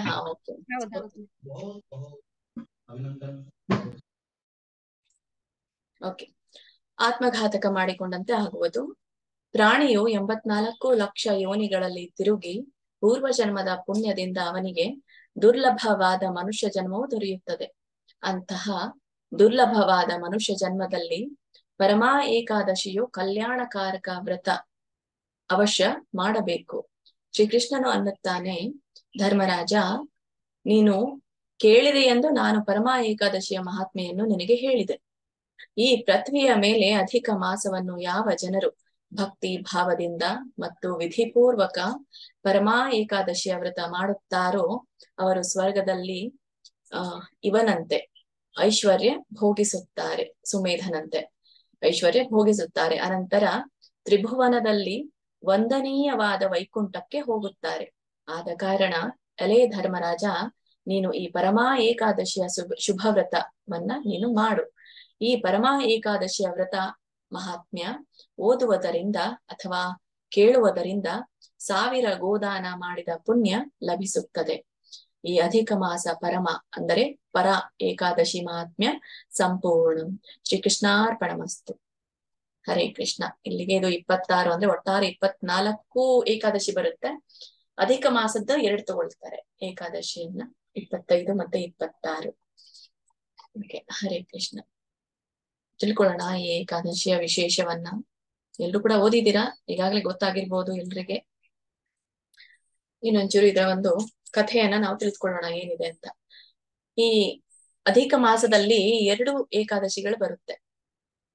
ಆ 2 ಏಕಾದಶಿಗಳ ಹೆಸರು, ಒಂದು ಕೃಷ್ಣ ಪಕ್ಷದಲ್ಲಿ, ಒಂದು ಶುಕ್ಲ ಪಕ್ಷದಲ್ಲಿ ಬರುವಂತಹ ಏಕಾದಶಿ, ಇನ್ನೊಂದು ಕೃಷ್ಣ ಪಕ್ಷದಲ್ಲಿ ಬರುವಂತಹ ಏಕಾದಶಿ. ಈಗಾಗಲೇ ಶುಕ್ಲ ಪಕ್ಷ ಮುಗಿದು ಹೋಗಿದೆ, ಇದು ಕೃಷ್ಣ ಪಕ್ಷ. ಕೃಷ್ಣ ಪಕ್ಷ ಅಂದ್ರೆ ಅಧಿಕ ಮಾಸದ ಒಂದು ಅಂತ್ಯ. ಹಾಗಾಗಿ ಈ ಒಂದು 2ನೆಯ ಒಂದು ಅಧಿಕ ಮಾಸದ ಏಕಾದಶಿಯನ್ನ ನಾವು ಮಾಡ್ತಾ ಇದ್ದೇವೆ ನಾಳೆಗೆ. ಹಾಗಾಗಿ ಯಾರು ಕೂಡ ಈ ಏಕಾದಶಿಯನ್ನ ಮಾಡದೆ ಬಿಡಬೇಡಿ. ಇದರ ಅರ್ಥ ನೀವು ನಿರ್ಜಲ ಮಾಡ್ಬೇಕು ಅಂತ ಇಲ್ಲ. ನಿಮ್ಮ 4 ವಿಧಕ್ಕೆ ಅನುಕೂಲಕರವಾಗಿ ಯಾವುದು ಸಜಲ, ಇದು ನಿರ್ಜಲ, ಸಜಲ, ಸಫಲ ಮತ್ತೆ ಭಗವಂತನ ಪ್ರಸಾದ, ಇವುಗಳನ್ನ ಸೇವಿಸಿ ನೀವು ಏಕಾದಶಿಯ ವ್ರತವನ್ನ ದಯವಿಟ್ಟು ಮಾಡಿ. ಯಾಕಂದ್ರೆ ಪುರುಷೋತ್ತಮ ಮಾಸ ನಿಮ್ಗೆ ಬರೋದು ಕೇವಲ 3 ವರ್ಷಕ್ಕೊಮ್ಮೆ, ಅಂದ್ರೆ 33 ಮಾಸಕ್ಕೊಮ್ಮೆ ಬರುವಂತದ್ದು ಇದು. ಅದಕ್ಕಾಗಿ ಇನ್ನು ನೆಕ್ಸ್ಟ್ ನೀವು ಅಧಿಕ ಮಾಸ 33 ಮಾಸ ನಿಲ್ಬೇಕಾಗತ್ತೆ, 3 ವರ್ಷ ತಡಿಬೇಕಾಗತ್ತೆ. ಅಲ್ಲಿವರೆಗೂನು ನಮ್ಮ ಒಂದು ಈ ಜನ್ಮದಲ್ಲಿ ಒಂದು ಭಕ್ತಿ ಮಾಡ್ಲಿಕ್ಕೆ ಸಿಗುತ್ತೋ ಇಲ್ವೋ ಗೊತ್ತಿಲ್ಲ. ಅದಕ್ಕೋಸ್ಕರ ಈ ಒಂದು ಮಾಸವನ್ನ ಅಂದ್ರೆ ಇನ್ನು ಉಳಿಲಿಲ್ಲ ಬಹಳ ದಿನ, ಇನ್ನು ಕೇವಲ 14 ದಿನ. ಈ ಅಮಾವಾಸ್ಯೆ ಬಂತು ಅಂತಂದ್ರೆ ಶ್ರಾವಣ ಪ್ರಾರಂಭ ಆಗೋಕ್ಕಿಂತ ಮುಂಚೆನೆ ಈ ಅಧಿಕ ಮಾಸ ಮುಗಿದು ಹೋಗಿದ್ಮೇಲೆ ಶ್ರಾವಣ ಪ್ರಾರಂಭ ಆಗುತ್ತೆ. ಅದಕ್ಕೋಸ್ಕರ ಎಲ್ರು ಕೂಡ ಮಾಡಿ. ಇದಕ್ಕೆ ಪುರುಷೋತ್ತಮ ಮಾಸ ಕೂಡ ಅಂತೀವಿ, ಅಧಿಕ ಮಾಸ ಕೂಡ ಅಂತೀವಿ. ಅಧಿಕ ಅಂತ ಹೇಳಿದ್ರೆ ಹೆಚ್ಚುವರಿ ಅಂತ ಹೇಳ್ತೇವೆ, ಅಧಿಕವಾಗಿದೆ ಹೆಚ್ಚಾಗಿದೆ ಅಂತ ಹೇಳ್ತೇವೆ. ಹಾಗೆ 12 ವರ್ಷದಲ್ಲಿ 12 ತಿಂಗಳಾದ್ರೆ ಅಂದ್ರೆ ಒಂದು ಸಂವತ್ಸರ, ಅದು 12 ತಿಂಗಳು ಒಂದು ಸಂವತ್ಸರ. ಆ ಸಂವತ್ಸರದಲ್ಲಿ ಒಂದು ಹೆಚ್ಚಿನ ಮಾಸ ಬಂದಾಗ ಅಂದ್ರೆ 12ಕ್ಕಿಂತ ಹೆಚ್ಚಿನ ಮಾಸ ಬಂದಾಗ ಅಂದ್ರೆ 13 ಮಾಸ ಅಂತ ಹೇಳ್ತೇವೆ. ಅದಕ್ಕೆ 12 ಪ್ಲಸ್ 1ನೇ ಮಾಸವನ್ನ, ಹೆಚ್ಚಿನ ಮಾಸವನ್ನ ಅಧಿಕ ಮಾಸ ಅಂತ ಕರಿತೀವಿ. ಹಾಗಾಗಿ ಅಧಿಕ ಮಾಸ ಅನ್ನೋದು ಸೃಷ್ಟಿ ಮಾಡಿರೋದು ಕೇವಲ ನರಸಿಂಹ ಅದನ್ನ ಹಿರಣ್ಯಕಶಿಪುವನ್ನ ಕೊಲ್ಲಲಿಕ್ಕೆ. ಸೊ ಹೀಗೆ ಬಹಳಷ್ಟು ಕಥೆಗಳು ಇದ್ರ ಹಿಂದೆ ಇದೆ. ಮತ್ತೆ ಈ ಪರಮ ಏಕಾದಶಿಗೆ ಇನ್ನೊಂದು ಹೆಸರು ಪರ ಏಕಾದಶಿ ಅಂತ ಕೂಡ ಕರಿತೀವಿ. ಪರ ಅಂದ್ರೆ ಆಧ್ಯಾತ್ಮಿಕವಾದದ್ದು, ಪರಮಾತ್ಮನಿಗೆ ಸಂಬಂಧಪಟ್ಟಂತಹ ಏಕಾದಶಿ. ಹಾಗಾಗಿ ಈ ಏಕಾದಶಿ ಸಂಪೂರ್ಣವಾಗಿ ಅವನಿಗೇನೆ ಸಲ್ಲಿಸಲ್ಪಟ್ಟದ್ದು. ಈಗ ಉಳಿದ ಏಕಾದಶಿಯಲ್ಲಿ ಉಳಿದ 12 ತಿಂಗಳು ಮಾಡುವಂತಹ ಏಕಾದಶಿ ಕೇವಲ 1 ಪಟ್ಟು ಭಗವಂತನಿಗೆ ಸಲ್ಲೋದಾದ್ರೆ, ಇದರಲ್ಲಿ ದುಪ್ಪಟ್ಟು ಮುಪ್ಪಟ್ಟು ನಮಗೆ ಈ ಏಕಾದಶಿಯ ಒಂದು ಭಕ್ತಿ ಸಲ್ಲುತ್ತೆ. ಅಂದ್ರೆ ನಾವು ಉಳಿದ ಮಾಸಗಳಲ್ಲಿಯೂ ಕೂಡ ಏಕಾದಶಿ ಮಾಡ್ತೇವೆ, ಈ ಮಾಸದಲ್ಲಿಯೂ ಕೂಡ ನಾವು ಏಕಾದಶಿಯನ್ನ ಮಾಡ್ತೀವಿ. ಆದ್ರೆ ಅದರ ದುಪ್ಪಟ್ಟು, ಮಾಡಿದಷ್ಟು ದುಪ್ಪಟ್ಟು ನಮಗೆ ಇಲ್ಲಿ ಒಂದು ಫಲ ಪ್ರಯೋಜನ ಲಭಿಸುತ್ತೆ ಅಂತ ಹೇಳ್ತೇವೆ. ಫಲ ಪ್ರಯೋಜನದ ಆಸಕ್ತಿಯನ್ನ ಇಟ್ಟುಕೊಂಡು ನಾವು ಏಕಾದಶಿಯನ್ನ ಮಾಡಬಾರ್ದು. ಯಾಕಂದ್ರೆ ಯಾವಾಗ ನಾವು ಕೃಷ್ಣ ಪ್ರಜ್ಞೆಯಲ್ಲಿ ಬರ್ತೀವೋ ಆವಾಗ ನಿಷ್ಕಾಮ ಕರ್ಮಿಗಳಾಗ್ಬೇಕು ಅನ್ನೋದನ್ನ ನಾವು ಈಗಾಗ್ಲೇ ತಿಳ್ಕೊಂಡಿದ್ದೇವೆ. ಅದಕ್ಕೋಸ್ಕರ ನಾವು ಏಕಾದಶಿ ವ್ರತವನ್ನ ಮಾಡೋಣ. ಅದಕ್ಕೆ ಸಂಬಂಧಪಟ್ಟ ಹಾಗೆ ಭಗವಂತ ಅವರಿಗೆ ಏನು ಕೊಡಬೇಕು ಕೊಡಬಾರದು ಅನ್ನೋದು ಭಗವಂತನಿಗೆ ಗೊತ್ತಿರುವಂತಹ ವಿಷಯ. ಅದು ಅವನ ಕೆಲಸ, ಅದು ಅವನು ಮಾಡ್ತಾನೆ. ಹಾಗಾಗಿ ನಮ್ಮ ಕೆಲಸವನ್ನ ನಾವು ಮಾಡೋಣ. ಇನ್ನೊಂದು, ನಾವು ಹಿಂದಿನ ಒಂದು ಈ ಏಕಾದಶಿಯನ್ನ ನೋಡಿದಾಗ ಅದಕ್ಕೆ ಪದ್ಮಿನಿ ಕಮಲಾ ಏಕಾದಶಿ ಅಂತ ಕೂಡ ಕರೀತಾರೆ. ಒಟ್ಟಾರೆ ಇದಕ್ಕೆ ಕಮಲಾ ಪದ್ಮಿನಿ ಏಕಾದಶಿ ಅಂತ ಹೇಳ್ತಾರೆ. ಅದಕ್ಕೆ ಒಂದು ಉಪ ಏಕಾದಶಿ, ಈ ಕಮಲಾ ಏಕಾದಶಿಯ ಉಪ ಏಕಾದಶಿ ಪರಮ ಏಕಾದಶಿ ಅಂತ ನಾವು ಕರಿತೀವಿ. ಇದಕ್ಕೆ ಕುರಿತಾದಂತಹ ಪುರಾಣಗಳಲ್ಲಿ ಬಹಳಷ್ಟು ಉಲ್ಲೇಖಗಳಿದೆ. ಹೀಗಾಗಿ ಹೇಳಿದ್ರು ಭವಿಷ್ಯೋತ್ತರ ಪುರಾಣಗಳು ಅಂತ ಹೇಳ್ತೀವಿ. ಈಗಾಗ್ಲೇ ನಾವು ಹೋದ ಒಂದು ಏಕಾದಶಿಯಲ್ಲಿ ತಿಳ್ಕೊಂಡಿದ್ವಿ. ಭವಿಷ್ಯೋತ್ತರ ಪುರಾಣ ಮತ್ತೆ ಪದ್ಮ ಪುರಾಣಗಳಲ್ಲಿ ಹೆಚ್ಚಾಗಿ ಏಕಾದಶಿಯ ಕುರಿತಾಗಿ ತಿಳಿಸಲಾಗಿದೆ. ಹೀಗೆ ಈ ಒಂದು ಪರಮ ಏಕಾದಶಿಯನ್ನು ಕೂಡ ಭವಿಷ್ಯೋತ್ತರ ಪುರಾಣ ಮತ್ತು ಪದ್ಮಿನಿ ಪುರಾಣ, ಇದು ಪದ್ಮಿನಿ ಪುರಾಣ, ಪದ್ಮ ಪುರಾಣ ಕ್ಷಮಿಸಿ ಪದ್ಮ ಪುರಾಣಗಳಲ್ಲಿ ಇದನ್ನ ತಿಳಿಸಲಾಗಿದೆ. ಈಗ ನೋಡೋಣ, ಈ ಒಂದು ಭವಿಷ್ಯೋತ್ತರ ಪುರಾಣಗಳಲ್ಲಿ ಇದರ ಒಂದು ಕಥೆಯನ್ನ ಯಾವ ತರನಾಗಿ ಹೇಳಲಾಗಿದೆ ಅನ್ನೋದನ್ನ ನಾವು ತಿಳಿದುಕೊಳ್ಳೋಣ. ಯುಧಿಷ್ಠಿರ ಕೇಳ್ತಾನೆ ಹೀಗೆ, ಈ ಒಂದು ಹೇ ಜಗನ್ನಾರಾಯಣನಾದಂತಹ ಕೃಷ್ಣನೇ, ಈ ಅಧಿಕ ಮಾಸದಲ್ಲಿ ಬರುವಂತಹ 2ನೆಯ ಪಕ್ಷದ ಒಂದು ಏಕಾದಶಿ, ಅದೇ ಕೃಷ್ಣ ಪಕ್ಷ, ಆ ಒಂದು ಪಕ್ಷದಲ್ಲಿ ಕೃಷ್ಣ ಪಕ್ಷದಲ್ಲಿ ಬರುವಂತಹ ಏಕಾದಶಿಯ ಹೆಸರು ಏನು ಅಂತ ಕೇಳ್ತಾನೆ. ಸೊ ಅದರ ಒಂದು ವ್ರತದ ವಿಧಿ ವಿಧಾನವನ್ನ ನನಗೆ ತಿಳಿಸು ಮತ್ತೆ ಅಂತ ಕೇಳಿದಾಗ ಕೃಷ್ಣ ಹೇಳ್ತಾನೆ, ಯುಧಿಷ್ಠಿರ, ಅಧಿಕ ಒಂದು ತಿಂಗಳಲ್ಲಿ ಕೃಷ್ಣ ಪಕ್ಷದಲ್ಲಿ ಬರುವಂತಹ ಏಕಾದಶಿಯನ್ನ ಪರಮ ಏಕಾದಶಿ ಅಥವಾ ಪರ ಏಕಾದಶಿ ಅಂತ ಕರಿತೀವಿ. ಈ ಏಕಾದಶಿ ಬಹಳ ಪವಿತ್ರವಾದದ್ದು ಮತ್ತೆ ಪಾಪನಾಶಕವಾದದ್ದು ಅನ್ನೋದನ್ನ ತಿಳಿಸ್ತಾನೆ. ಎಲ್ಲಾ ಏಕಾದಶಿಯೂ ಕೂಡ ಪವಿತ್ರವಾದದ್ದೇ, ಎಲ್ಲಾ ಏಕಾದಶಿಯೂ ಕೂಡ ಪಾಪನಾಶಕನೇ, ಎಲ್ಲಾ ಏಕಾದಶಿಯೂ ಕೂಡ ಪುಣ್ಯವನ್ನ ತರುವಂತದ್ದೇ. ಅದರಲ್ಲಿಯೂ ಕೂಡ ಕೆಲವೊಂದು ವೈಶಿಷ್ಟ್ಯತೆಗಳಿರುತ್ತೆ, ಅದು ಭಗವಂತನಿಗೆ ಸಂಬಂಧಪಟ್ಟ ಹಾಗೆ ಈ ಒಂದು ಈ ಪುರುಷೋತ್ತಮ ಮಾಸವಾದ ಕಾರಣ ಇಲ್ಲಿ ಅತ್ಯಂತ ಪವಿತ್ರವಾದದ್ದು ಅನ್ನೋದನ್ನ ಇಲ್ಲಿ ಕೃಷ್ಣ ಹೇಳ್ತಾನೆ. ಮತ್ತೆ ಅದು ಸ್ತ್ರೀಯರಿಗೂ ಕೂಡ ಪುರುಷರಿಗೂ ಕೂಡ ಐಶ್ವರ್ಯ ಮತ್ತು ಮುಕ್ತಿಯನ್ನ ತಂದು ಕೊಡುವಂಥದ್ದು ಅನ್ನೋದನ್ನ ಕೂಡ ಕೃಷ್ಣ ಇವನಿಗೆ ಯುಧಿಷ್ಠಿರನಿಗೆ ತಿಳಿಸ್ತಾನೆ. ಇದಕ್ಕೂ ಮೊದಲು ಹೇಳಿದ ಅಧಿಕ ತಿಂಗಳಲ್ಲಿ ಅಂದ್ರೆ ಈ ಶುಕ್ಲ ಪಕ್ಷದ ಏಕಾದಶಿಯ ವಿಧಿಯಂತೆ ಇದನ್ನು ಕೂಡ ಆಚರಿಸಬೇಕು. ಪುರುಷೋತ್ತಮ ಮಾಸದಲ್ಲಿರುವಂತಹ ಏಕಾದಶಿಯನ್ನ ನಾನು ಈಗಾಗಲೇ ನಿಮ್ಗೆ ಹೇಳಿದ್ದೇನೆ. ಹೋದ ಒಂದು ಏಕಾದಶಿಯನ್ನ ನೀವು ಏನು ಪದ್ಮಿನಿ ಏಕಾದಶಿ ಮಾಡಿದ್ರಲ್ಲ, ಆ ಪದ್ಮಿನಿ ಏಕಾದಶಿಯಲ್ಲಿ ಬರುವಂತಹ ಎಲ್ಲ ವಿಧಿವಿಧಾನಗಳು ಕೂಡ ಇದಕ್ಕೆ ಅಳವಡಿಕೆ ಆಗುತ್ತೆ. ಈ ಏಕಾದಶಿಗೂ ಕೂಡ ಅಳವಡಿಕೆ ಆಗುತ್ತೆ. ಯಾಕೆ ಅಂದ್ರೆ ಇದು ಒಂದೇ ಮಾಸದಲ್ಲಿ ಬರುವಂತದ್ದು, ಅಧಿಕ ಮಾಸ ಪುರುಷೋತ್ತಮ ಮಾಸದಲ್ಲಿಯೇ ಬರುವಂತದ್ದಾಗಿರೋದ್ರಿಂದ ಈ 2 ಏಕಾದಶಿಗಳ ವಿಧಿವಿಧಾನಗಳು ಒಂದೇ ತರನಾಗಿರುತ್ತೆ ಅನ್ನೋದನ್ನ ಕೃಷ್ಣ ಯುಧಿಷ್ಠಿರನಿಗೆ ತಿಳಿಸ್ತಾನೆ. ಈ ಏಕಾದಶಿಯ ದಿವಸ ಏನ್ ಮಾಡ್ಬೇಕು ಅನ್ನೋದನ್ನ ಅಂದ್ರೆ ನರೋತ್ತಮ ದೇವರ ಪೂಜೆ. ಈ ನರೋತ್ತಮ ದೇವರ ಪೂಜೆ ಅಂತಂದ್ರೆ ಈ ಶ್ರೀಧರ ಸ್ವಾಮಿಯ ಪೂಜೆಯನ್ನ ಮಾಡ್ಬೇಕು. ಅವನೇ ನಾರಾಯಣ. ಶ್ರೀಧರ ಹೇಗೆ ಇರ್ತಾನೆ ಅಂತಂದ್ರೆ ಅವನು ಈ ಒಂದು ಪದ್ಮ, ಶಂಖ, ಗದಾ, ಚಕ್ರ ಇವುಗಳನ್ನ ಧರಿಸಿರ್ತಾನೆ. ಸೊ ಈ ಧರಿಸಿದಂತಹ ಒಂದು ಏನು ಪೂಜೆಯನ್ನ ನಾವು ಧರಿಸಿದ ಒಂದು ಅವತಾರದ ಪೂಜೆಯನ್ನ ನಾವು ಮಾಡ್ಬೇಕು ಅನ್ನೋದನ್ನ ಇಲ್ಲಿ ತಿಳಿಸಲಾಗುತ್ತೆ. ಅಂದ್ರೆ ಅದೇ ಅವನಿಗೆ ನಾವು ಈ ಲಕ್ಷ್ಮೀ ರೂಪನಾಗಿರುವಂತಹ ಅನಂತ ಚತುರ್ಭುಜ ರೂಪವಾದಂತಹ ಈ ಶ್ರೀಧರನ ಒಂದು ಉಪಾಸನೆಯನ್ನ ಈ ಒಂದು ಮಾಸದಲ್ಲಿ ಮಾಡ್ಲಾಗುತ್ತೆ. ಆದ್ರೂ ಕೂಡ ಇದು ಇಲ್ಲದೆ ಇದ್ರೆ ಏನು ಸಮಸ್ಯೆ ಇಲ್ಲ. ಯಾಕಂದ್ರೆ ಕೃಷ್ಣ ಪ್ರಜ್ಞೆಯಲ್ಲಿ ಬಂದಾಗ ಯಾವುದೇ ಈ ತರನಾದಂತಹ ವೈದಿಕ ವಿಧಿವಿಧಾನಗಳ ಅವಶ್ಯಕತೆ ಇಲ್ಲ. ಅಂದ್ರೆ ವಿಧಿವಿಧಾನಗಳು ಅಂದ್ರೆ ಏನು, ಏಕಾದಶಿಯನ್ನ ಹೊರತುಪಡಿಸಿ ಅಲ್ಲ. ಅಂದ್ರೆ ಹೇಗೆ ನಾವು ಕೃಷ್ಣನನ್ನ ಅಧಿಕವಾಗಿ ಪೂಜಿಸ್ತೀವೋ ಅದು ಎಲ್ಲ ಒಟ್ಟಾರೆ ಅವನಿಗೇನೆ ಹೋಗಿ ತಲುಪೋದು. ಹಾಗಾಗಿ ಕೃಷ್ಣನವನ್ನು ಪೂಜನೆ ಮಾಡಿದ್ರು ಕೂಡ ಸಾಕು ಅನ್ನೋದು ಇಲ್ಲೇ ನಮ್ಗೆ ಗೊತ್ತಾಗುತ್ತೆ. ಈ ಏಕಾದಶಿಯ ನಿಮಿತ್ತ ಈ ಒಂದು ಕತೆ ಹೀಗೆ ಮುಂದುವರಿಯುತ್ತೆ. ಈ ಒಂದು ಕಾಂಪಿಲ್ ಎಂಬ ಒಂದು ನಗರ, ಅಲ್ಲಿ ನಡೆದಿರುವಂತಹ ಕಥೆಯನ್ನ ಇಲ್ಲಿ ಹೇಳಲಾಗಿದೆ. ಅಲ್ಲಿ ಕಾಂಪಿಲವೆಂಬ ನಗರದಲ್ಲಿ ಒಬ್ಬ ಬ್ರಾಹ್ಮಣನಿದ್ದ. ಆ ಬ್ರಾಹ್ಮಣನ ಹೆಸರು ಸುಮೇಧ.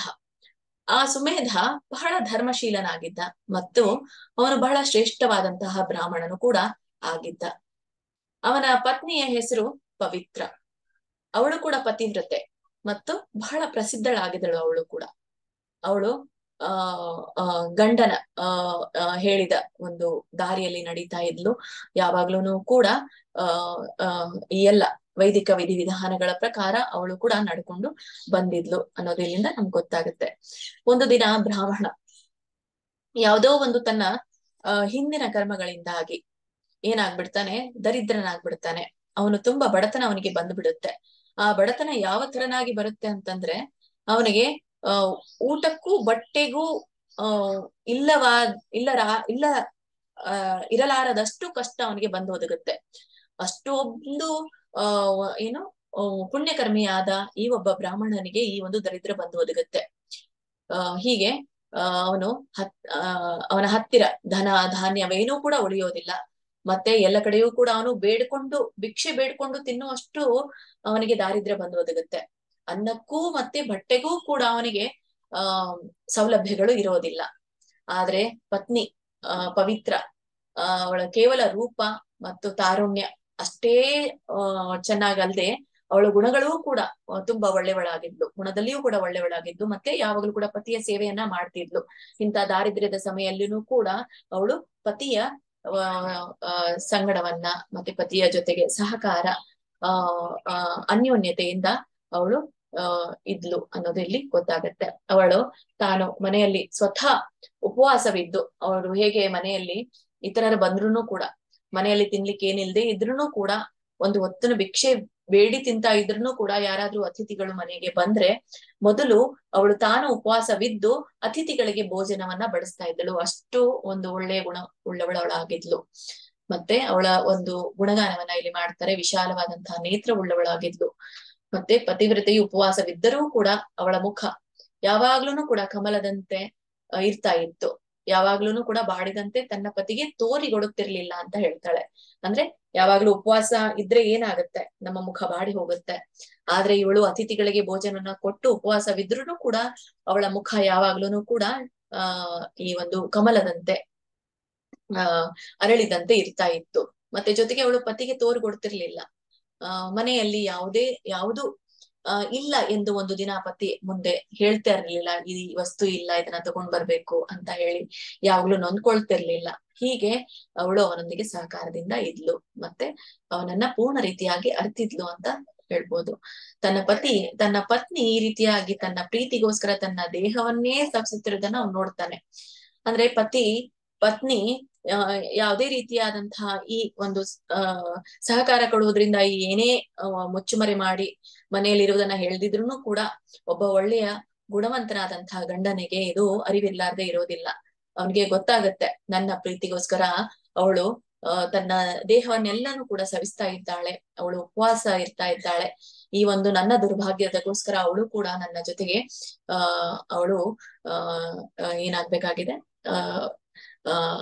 ನನ್ನ ಜೊತೆಗೆ ಉಪವಾಸವಿರ್ಬೇಕಾಗ್ತಾ ಇದೆ. ಅದು ನನ್ನ ಒಂದು ಪಾಪಕರ್ಮದಿಂದ ಅವಳಿಗೂ ಕೂಡ ಈ ಒಂದು ಕರ್ಮ ಬದುಕಿ ಬಂದಿದೆ ಅಂತ ಅವನು ನೊಂದ್ಕೊಳ್ತಾನೆ. ಮತ್ತೆ ಹೀಗೆ ಅವನು ನನಗೆ ಧನ ಪ್ರಾಪ್ತಿ ಯಾಕೆ ಆಗ್ತಾ ಇಲ್ಲ ಅನ್ನುವಂಥ ಚಿಂತೆ ಅವನಿಗೆ ಹುಟ್ಟುತ್ತೆ.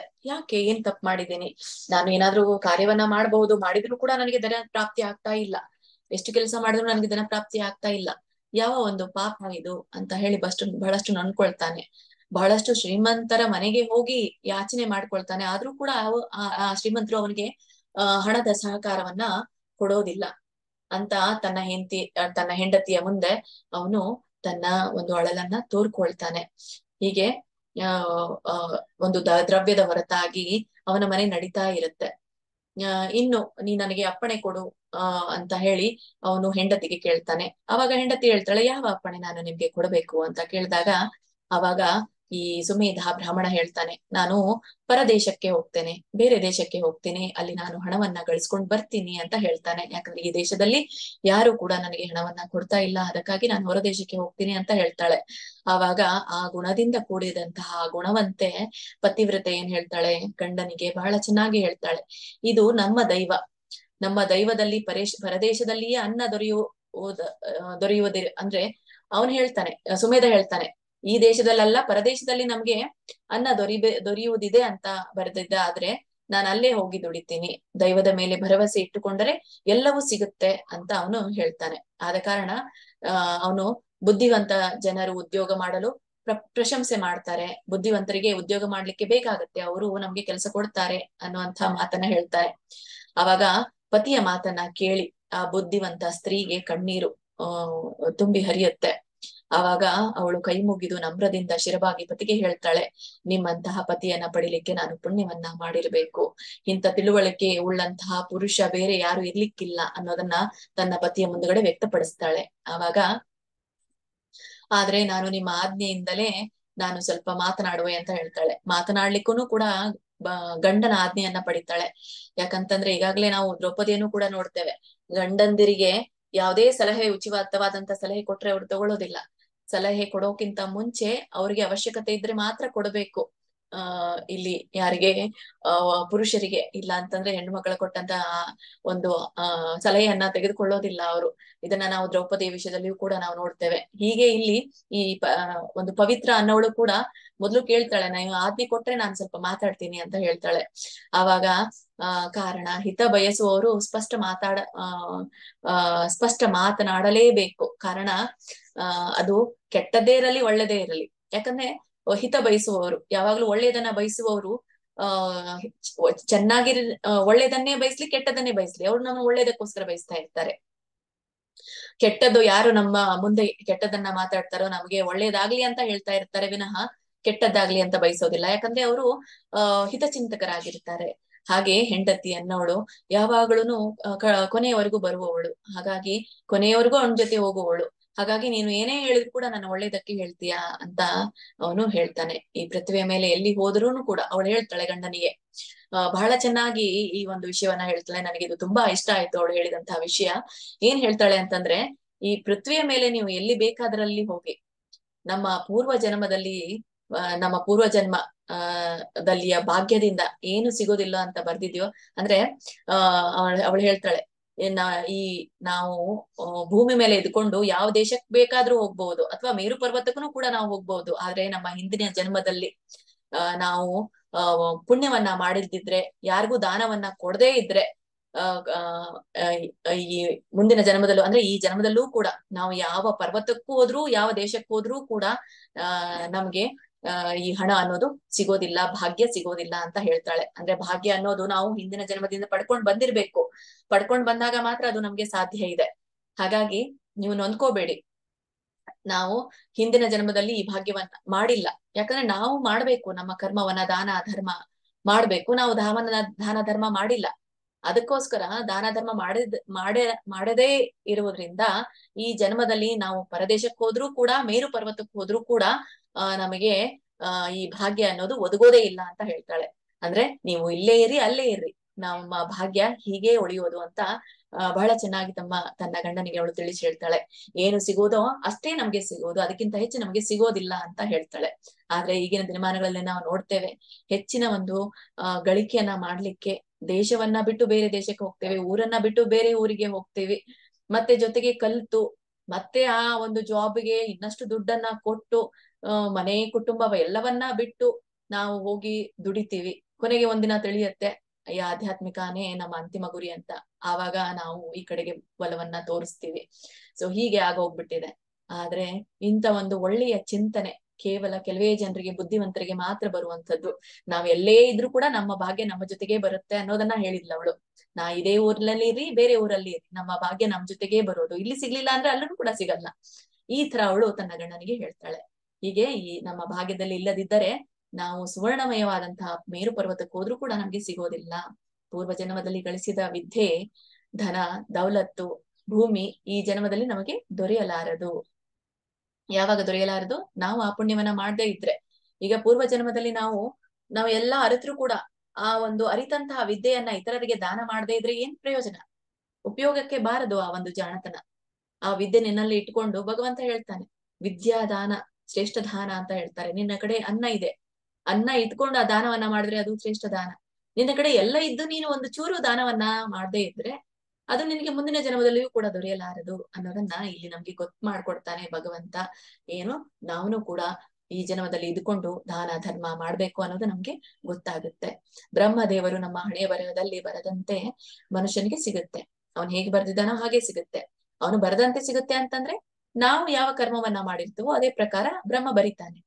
ಆ ಬ್ರಹ್ಮ ಬರೆದಂತೆ ನಮ್ಗೆ ಆ ಒಂದು ಫಲ ಸಿಗುತ್ತೆ. ನಮ್ಮ ಭಾಗ್ಯದಲ್ಲಿ ಇರದಿದ್ದರೆ ಈ ಪೃಥ್ವಿಯ ಮೇಲೆ ಎಲ್ಲಿ ಹೋದರೂ ಕೂಡ ನಮಗೆ ಏನೂ ಸಿಗಲಾರದು ಅನ್ನೋದನ್ನ ಅವಳು ಬಹಳ ಸುಂದರವಾಗಿ ತನ್ನ ಗಂಡನಿಗೆ ಹೇಳ್ತಾಳೆ. ನನಗೆ ಇದು ಬಹಳ ಸ್ಟೇಟ್ಮೆಂಟ್ ಅವಳದು ಇಷ್ಟ ಆಯ್ತು. ಹೇ ಶ್ರೇಷ್ಠನಾದ ಬ್ರಾಹ್ಮಣನೇ, ನಮ್ಮ ಪೂರ್ವ ಜನ್ಮದಲ್ಲಿ ನೀನು ಮತ್ತು ನಾನು ಸತ್ಕರ್ಮದಿಂದ ಗಳಿಸಿದ ಧನವನ್ನು ದಾನ ಮಾಡಿರಲಿಕ್ಕಿಲ್ಲ. ನಾವು ಈ ದೇಶದಲ್ಲಿ ಅಥವಾ ಪರದೇಶದಲ್ಲಿ ಇದ್ರೂ ಕೂಡ ಪೂರ್ವ ಜನ್ಮದಲ್ಲಿ ಯಾವ ದಾನ ಮಾಡಿರುವೆವೋ ಅದೇ ನಮ್ಗೆ ಪ್ರಾಪ್ತಿ ಆಗೋದು. ಅಂದ್ರೆ ನಾವು ಏನ್ ದಾನ ಮಾಡ್ತೀವೋ ಅದೇ ನಮ್ಗೆ ಪ್ರಾಪ್ತಿ ಆಗುತ್ತೆ.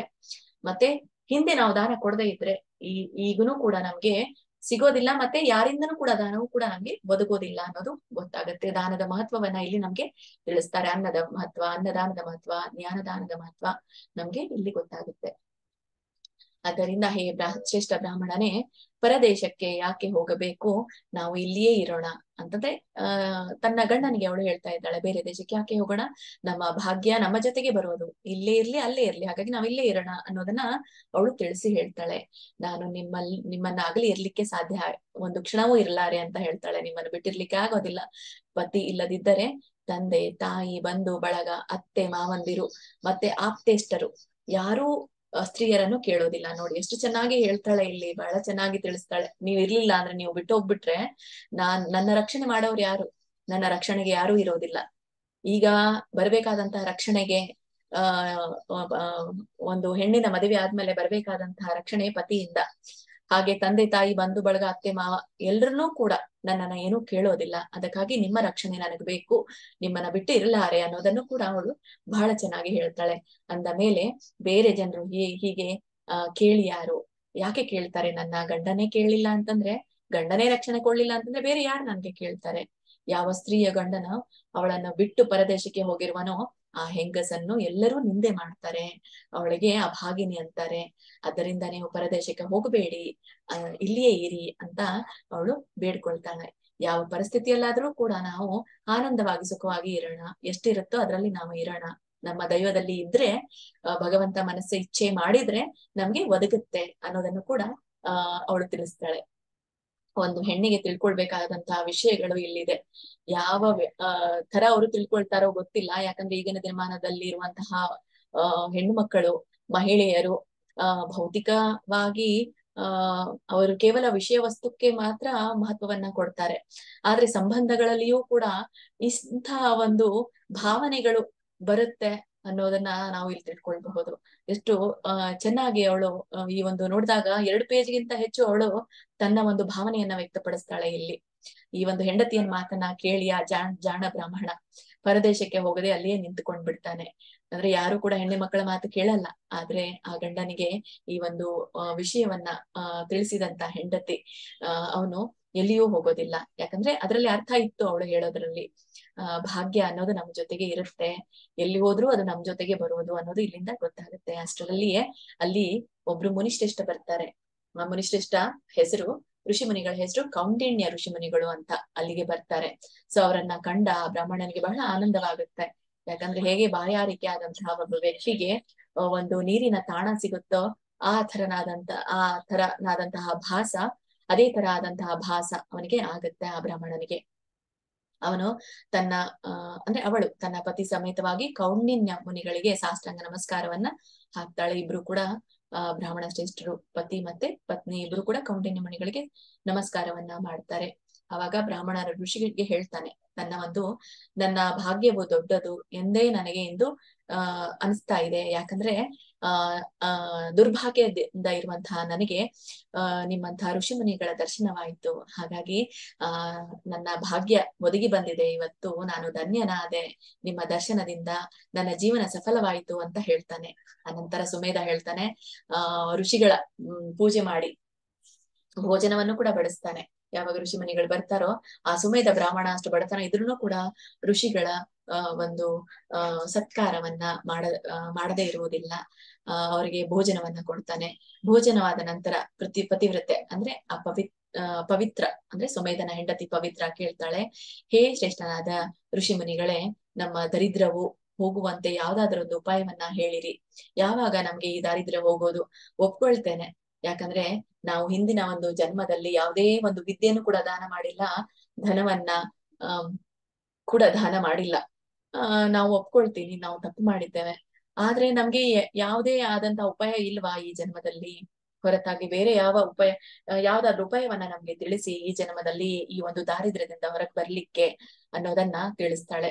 ಒಬ್ಬ ವ್ಯಕ್ತಿ ದಾರಿದ್ರ್ಯಕ್ಕೆ ಬಂದ್ರೆ ಏನ್ ಮಾಡಿದ್ರು ಕೂಡ ಅವನಿಗೆ ಭಾಗ್ಯ ಒಲಿದು ಬರೋದಿಲ್ಲ ಅನ್ನೋದು ನಮ್ಗೆ ಗೊತ್ತಾಗುತ್ತೆ. ಹಾಗೇನೆ ಬಹಳಷ್ಟು ಜನರು ತಮ್ಮ ಒಂದು ಜೀವನದಲ್ಲಿ ಅನುಭವಿಸಿರ್ಬಹುದು. ಎಷ್ಟೇ ನಾವು ಕಷ್ಟಪಟ್ಟು ದುಡಿದ್ರು ಕೂಡ ಆ ದುಡಿಕೆ ಹೇಗಿರುತ್ತೆ ಅಂತಂದ್ರೆ ಅಲ್ಲಿ ನಮ್ಗೆ ಒಂದು ದುಡ್ಡು ಸಿಗಲ್ಲ, ಇಲ್ಲ ಅಂತಂದ್ರೆ ಜಾಬ್ ಸಿಗಲ್ಲ, ಅಥವಾ ಕೆಲಸ ಹೋದ್ರು ಕೂಡ ಅದು ಮಧ್ಯದಲ್ಲಿ ಬಿಟ್ಟು ಹೋಗುತ್ತೆ. ಅಂದ್ರೆ ದಾರಿದ್ರ್ಯ ಬಂದ್ರೆ ಆ ಒಂದು ರೀತಿಯಾಗಿ ನಮ್ಗೆ ಬಂದು ಒದಗುತ್ತೆ. ಇಲ್ಲ ಅಂತಂದ್ರೆ ಆ ದಾರಿದ್ರ್ಯ ಯಾವ ರೀತಿ ಬರುತ್ತಂದ್ರೆ ಕಟ್ಟ ಕಡೆಗೆ ಒಬ್ಬ ವ್ಯಕ್ತಿ ತನ್ನನ್ನ ತಾನು ಆತ್ಮಹತ್ಯೆಗೆ ಒಳಪಡಿಸಿಕೊಳ್ಳುವಂತಹ ದಾರಿದ್ರ್ಯಕ್ಕೆ ಬಂದು ಬಿಡ್ತಾನೆ. ಇದೇ ದಾರಿದ್ರ್ಯಕ್ಕೆ ಬರೋರು ನೋಡಿದ್ದೀರಾ, ಮುಂದೆ ಹಿಂದೆ ಏನೋ ಅವ್ರಿಗೆ ಉಪಾಯ ಇಲ್ಲದೆ ಇದ್ದಾಗ್ಲೇನೆ ಇಂಥ ಅವರು ಒಂದು ಕೆಲಸಕ್ಕೆ ಅಂದ್ರೆ ನಿರ್ಧಾರಕ್ಕೆ ಕೈ ಹಾಕ್ತಾರೆ, ಆತ್ಮಹತ್ಯೆಯನ್ನ ಮಾಡಿಕೊಳ್ಳುವಂತಹ ಒಂದು ನಿರ್ಧಾರಕ್ಕೆ ಬರ್ತಾರೆ. ಹೀಗೆ ದಾರಿದ್ರ್ಯ ಅನ್ನೋದು ಬಹಳ ಎಷ್ಟೇ ನಮ್ಮ ಒಂದು ಶಕ್ತಿ ಇದ್ರೂ ಕೂಡ ಅದನ್ನ ನಮ್ಗೆ ಹೋಗಿಸ್ಲಿಕ್ಕೆ ಆಗಲ್ಲ ಒಮ್ಮೆ ಬಂತು ಅಂತಂದ್ರೆ. ಅದೇ ನಮ್ಮ ಹಿಂದಿನ ಪಾಪ ಕರ್ಮಗಳ ಪ್ರಕಾರ. ಹೀಗೆ ಅವಳು ಬೇಡ್ಕೊಳ್ತಾಳೆ, ಏನೋ ನಾವು ತಪ್ಪು ಮಾಡಿದ್ದೇವೆ, ಆದ್ರೆ ಈ ಜನ್ಮದಲ್ಲಿ ನಮ್ಗೆ ಅದಕ್ಕೇನೋ ಪರಿಹಾರ ಇಲ್ವಾ ಅಂತ ಕೇಳ್ಕೊಂಡಾಗ ಇಲ್ಲಿ ಹೇಳ್ತಾಳೆ, ದಾನದ ಹೊರತಾಗಿ ಬೇರೆ ಯಾವ ಉಪಾಯದಿಂದ ಸಿಗಬಹುದು? ನನ್ನ ಪತಿಯು ನನ್ನನ್ನು ಇಲ್ಲಿಯೇ ಬಿಟ್ಟು ಪರದೇಶಕ್ಕೆ ಧನ ಗಳಿಸಲು ಹೊರಟಿದ್ದಾರೆ. ಆದ್ರೂ ಕೂಡ ನನ್ನ ಮಾತನ್ನ ಕೇಳಿ ಇಲ್ಲಿ ಉಳ್ಕೊಂಡಿದ್ದಾರೆ. ಹೀಗೆ ಈ ಒಂದು ಯುಕ್ತಿಯಿಂದ ಮಾತಾಡಿ ಅವರನ್ನ ಇಲ್ಲಿಯೇ ಇರುವಂತೆ ನಾನು ಮಾಡಿದ್ದೇನೆ. ಆದ್ರೂ ಕೂಡ ಹೇ ಮುನಿಶ್ರೇಷ್ಠ, ನಮ್ಮ ಭಾಗ್ಯದಿಂದಲೇ ನೀವು ನಮ್ಮ ಒಂದು ಈ ಕುಟೀರಕ್ಕೆ ಬಂದಿದ್ದೀರಾ. ಸೊ ಕೃಪೆ ಮಾಡಿ ನಮ್ಮ ದಾರಿದ್ರ್ಯವನ್ನ ನಾಶ ಮಾಡೋ ಹಾಗೆ ನಮ್ಗೆ ಒಂದು ಉಪಾಯವನ್ನ ತಿಳಿಸಿ ಅಂತ ಹೇಳಿದಾಗ ಹೇ ಕೃಪಾಸಾಗನಾದ ಋಷಿಗಳೇ, ನಮ್ಮ ದಾರಿದ್ರ್ಯ ನಾಶವಾಗುವಂತಹ ವ್ರತ, ತೀರ್ಥ ಇಲ್ಲವೇ ತಪ ಯಾವ್ದಾದ್ರೂ ಇದ್ದರೆ ಹೇಳಿ ಅಂತ ಹೇಳ್ತಾಳೆ ಆ ಪತಿವ್ರತೆ ಯಾದ ಬ್ರಾಹ್ಮಣನ ಪತ್ನಿ. ಅವಾಗ ಕೌಂಡಿನ್ಯ ಋಷಿಗಳು ಬುದ್ಧಿವಂತರು ಯಾವಾಗ್ಲೂ ಕೂಡ ಮಾತನಾಡುವಾಗ ಅದನ್ನ ಒಂದು ಅಳತೆಯಿಂದ ಮಾತನಾಡ್ತಾರೆ. ಆ ಅಳತೆಯಿಂದ ಮಾತನಾಡಿದಾಗ ಕೇಳುವವ್ರಿಗೂ ಕೂಡ ಬಹಳ ಖುಷಿ ಆಗತ್ತೆ, ಕೇಳಲಿಕ್ಕೆ ಸಂತೋಷವಾಗತ್ತೆ. ಮತ್ತೆ ಜೊತೆಗೆ ಮನದಲ್ಲಿ ಅವರು ಹೇಳಿರುವಂತಹ ವಿಚಾರ ಮೂಡಿ ಅದಕ್ಕೆ ಒಂದು ಪರಿಹಾರ ಕೊಡುವಂತಹ ಆಸೆ ಬರುತ್ತೆ.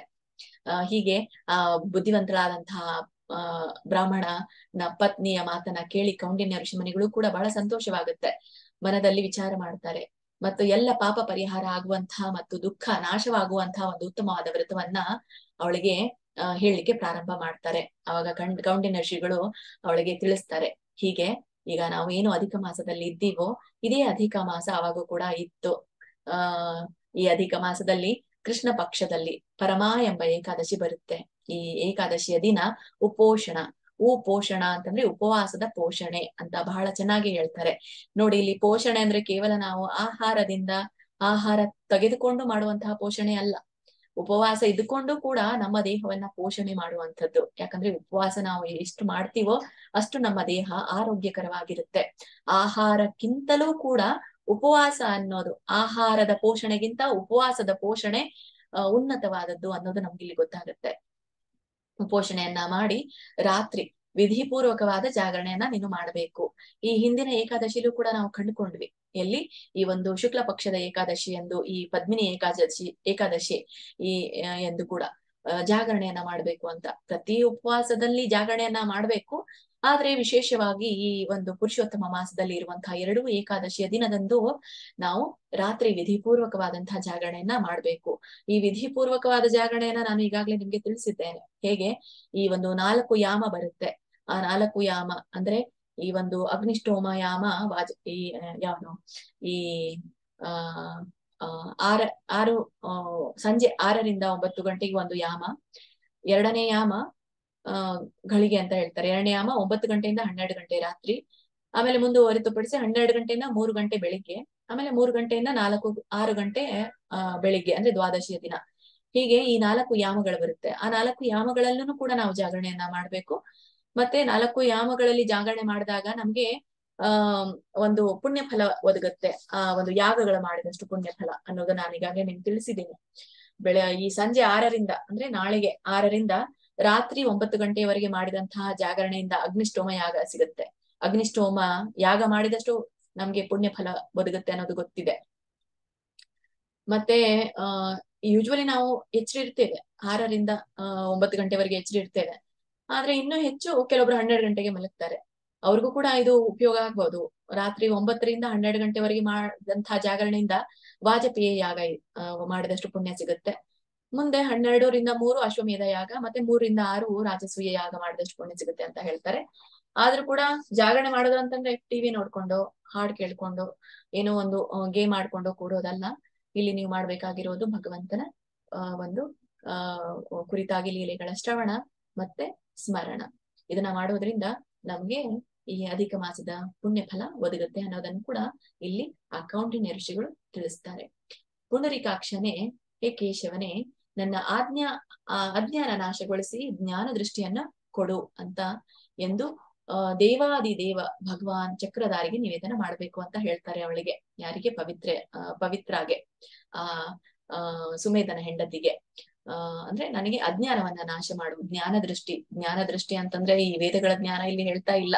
ಒಬ್ಬ ವ್ಯಕ್ತಿಗೆ ಬೇಕಾಗಿರೋದು ಒಂದು ದೃಷ್ಟಿ, ದಿವ್ಯವಾದ ದೃಷ್ಟಿ. ಅದೇ ಭಗವಂತನನ್ನ ತಿಳಿದುಕೊಳ್ಳುವಂತಹ ದೃಷ್ಟಿ. ಅದಕ್ಕೂ ಮುಂಚೆ ನಾವು ನಮ್ಮಲ್ಲಿರುವಂತಹ ಭಗವಂತನನ್ನ ಮೊದಲು ತಿಳ್ಕೊಳ್ಬೇಕು.